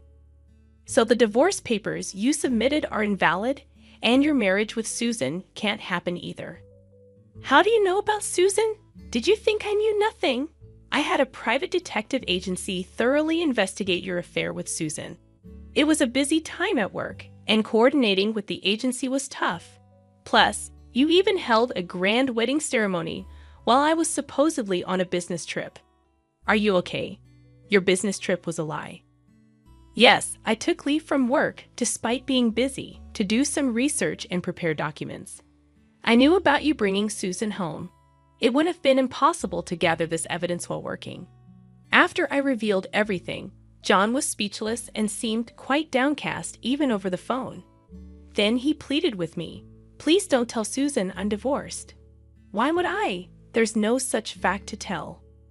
Really? Thank you. Are you misunderstanding something? When did you become divorced? That fake divorce paper is invalid, remember? So legally, you're still my husband, not divorced. What? So since you committed adultery, well, legally, my husband, Susan needs to pay compensation. I sent the demand for reparation to her house yesterday by express delivery. She didn't know you were married, right? Then I can't withdraw the claim at this point. I already knew Susan believed John was single, but I deliberately sent the reparation demand. Susan hasn't contacted me yet, so maybe she hasn't received the letter. It should arrive soon. Should you be on the phone with me when you also have to deal with the police? You're busy? I'll ignore the police. I won't be arrested. I'm going to Susan's house now to get the letter back before she or her family can accept it. He then hung up. He probably went straight to Susan's house to wait for the postman at the front door. I knew it would be futile because the letter was sent as registered mail to Susan only. Even if he waited for the postman, he couldn't receive it. A few hours later, a dispirited John called me. According to him, there was an incident when the postman arrived. Finally, I'll take that envelope. Who are you? You don't live here, right? I'm practically a resident here since I'm married. I have the right to receive the mail. I see, but I can't give you this envelope. It's registered mail for Susan only. What? Give it to me. Absolutely not. If you're so eager, ask Susan for permission. What's going on here? Oh, John, what's all this noise? What's happening? Ah, Susan, this is registered mail for you. This man insisted on taking it. Sorry for the disturbance. Now I'll be on my way. What's this? A demand for reparation. John, you are married. What's going on here? Sorry, it's just, she's an ex-wife from a long time ago. I was embarrassed to say I'm divorced. I'm sorry for keeping it secret. But it's strange, isn't it? We haven't been dating long, and a demand for reparation? If you were divorced before we started dating, there shouldn't be any problem, right? Well, my ex-wife is crazy. Maybe she's demanding reparation out of spite because I got married. That was the excuse he gave, but such a lie was quickly exposed. The envelope included a letter I wrote along with my contact information, so Susan called me directly. In that call, I told her about the affair, the invalid divorce, and that they had a wedding ceremony while he was still married to me. Although they had a wedding ceremony, they hadn't submitted the marriage registration yet. John wanted to submit it on April Fool's Day, so it was still pending. He probably delayed submitting the marriage registration due to uncertainty about whether the divorce was finalized. After being exposed, John fled from Susan's house and shamelessly contacted me again. I still had something to tell him, so we agreed to meet at a nearby cafe. As soon as I arrived, John said, "Karen, please withdraw the reparation claim. Let's pretend we've been separated for a long time and officially divorced now. I can apologize to Susan for being secretly divorced and maybe cover it up. You think I'm desperate to stay married to you. I was going to file for divorce anyway, but since you cheated, you'll pay reparation. Just trying to extort money from me, huh? Typical of the poor. You have such a poor heart. You're talking nonsense. Depending on my answer, everything can change. There's still an option where we don't divorce. If I say no, you can't reject it, meaning you can't marry Susan, and your marital status will be exposed. Fine, I'll pay the reparation. Just divorce me now. Sign here." Then, about property division. Property division? How much more do you want to take from me? Reparation should be enough. Remember, we agreed to waive property division, right? So let's make it official. All right. You're not as bad as I thought. Thank you. We then went to a public notary, made a public document for reparation and property division, and then to the city hall to submit the divorce papers, finalizing our divorce. Relieved, I exchanged final words with John. Glad we don't have to divide property. What are you saying? I'm the one who benefits from that. By the way, do you even have assets after paying me reparation? Susan will also claim damages. She mentioned charging you for the wedding expenses. That's impossible. I'm marrying Susan. She can't claim that. We're divorced now, so there should be no problem. Still living in a fantasy. You committed marriage fraud.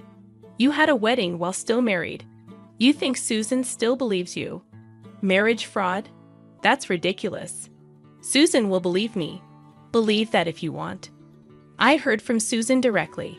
Also, weren't the guests at your wedding paid actors? You still owe them. You knew about that. I haven't paid them yet. What does it matter to you? You could have just taken property division and been better off. That's what I wanted to tell you. Even if we had divided property, you would have benefited more. What are you talking about, poor woman? Your family is poor, and you only make $15,000 a year, right? Even if you got a raise, it would be barely $20,000. You don't have any property. You keep calling me poor, so I thought you might be mistaken. Yes, my salary is indeed $15,000. But you know I work for a foreign company, right? It seems you have no interest in me. But I became a director of the American branch. It's not $115,000 per year, but per month. $155,000 per month. So that's an annual income of $1.8 million. You're still bad with numbers. How do you manage to keep a job? It's $180,000 a year. $180,000? That can't be true. Of course, I haven't had the chance to spend such an amount, so I've been saving it for the future. The savings from before our marriage aren't part of the property division, but there's still a considerable amount since our marriage. So I could have received half of that in the property division. You are my destiny after all. I'll get the divorce papers corrected. Are you okay? After all the contempt, you think I'd gladly undo the divorce if you have that much money. You don't need to claim reparation, right? It's just a small amount for you. He who laughs at 1 cent will weep for 1 cent. This reparation is for the mental anguish you caused me. I'd like to claim more honestly, and since we've made it official, make sure to pay it even in installments. I'll be penniless. Also, don't go back to that apartment. Your belongings should have been moved to your parents' house by now. You thought I had few belongings, but that was because I had already moved. Most of them were. Were you that indifferent to me? I can't have so little. so I have to go back to my parents' house. They don't know anything yet, do they? Let me explain. Don't say anything. I've already told them everything. It's only right to explain why we're divorcing. Oh, and your father said, don't ever step over our threshold again, so I have nowhere to go. He collapsed, and I left the cafe. Later, I heard he caused trouble at the police station. Despite my advice, he went back to the apartment. He sat there aimlessly in the empty apartment until the manager called the police, and he was taken away. I'm not sure if it was for obstructing public duties, trespassing, or for the falsified divorce papers. Eventually, his parents took responsibility for him. After talking with me and learning about Susan, they decided that apologizing and paying damages to Susan's family came first. They went to Susan's house to apologize, kneeling in front of her family. They settled everything without pressing charges for marriage fraud, even paying for the wedding expenses. I had expected them to sue, so it was disappointing they didn't. So, I decided to pursue legal action against him for forging the divorce papers. John offered a settlement, but I didn't withdraw the lawsuit. I didn't want him to think everything could be solved with money. I wanted him to be convicted and understand the gravity of his actions, even if it cost time and money. I left everything to my lawyer, so it wasn't too burdensome for me. Even though it took time, John, exposed for his actions and the marriage fraud at his company, couldn't stay there anymore. After being detained by the police and subsequently absent without leave, he was eventually fired. He ended up living at his parents' home, working all day at a relative's construction company. His father took all his earnings, leaving him with no income. I thought his parents wouldn't abandon him, but they were stricter than I expected. They paid my reparation and Susan's compensation, planning to make him work like a horse until he repaid everything. He lived in a shed-like place with no electricity, receiving only $5 per day for food, deducted from his salary. They planned to disown and kick him out once he's repaid everything. A harsh fate after years of hard work. I was offered a position at the head office abroad, so I moved overseas after the divorce was finalized. I worried John might come to me for help or harbor resentment, but moving abroad alleviated those concerns. I thought work would be my partner for a while, but soon I found a new relationship. I'm now dating a foreign executive at our head office, and I'm pregnant with plans to marry soon. I told him everything about my past and my ex-husband, and he's understanding. I'll take maternity leave and plan to return to work later, supported by him. He's enthusiastic about taking paternity leave and co-parenting, showing a different cultural perspective. After being tormented by my ex-husband, I finally feel I'm grasping true happiness and confidence in building the happy family I'd always dreamed of. Many suffer due to selfish spouses, and while divorce isn't always the right choice, enduring silence isn't a virtue. It's important to know that honest discussions can lead to resolutions, and sometimes divorce is a necessary option.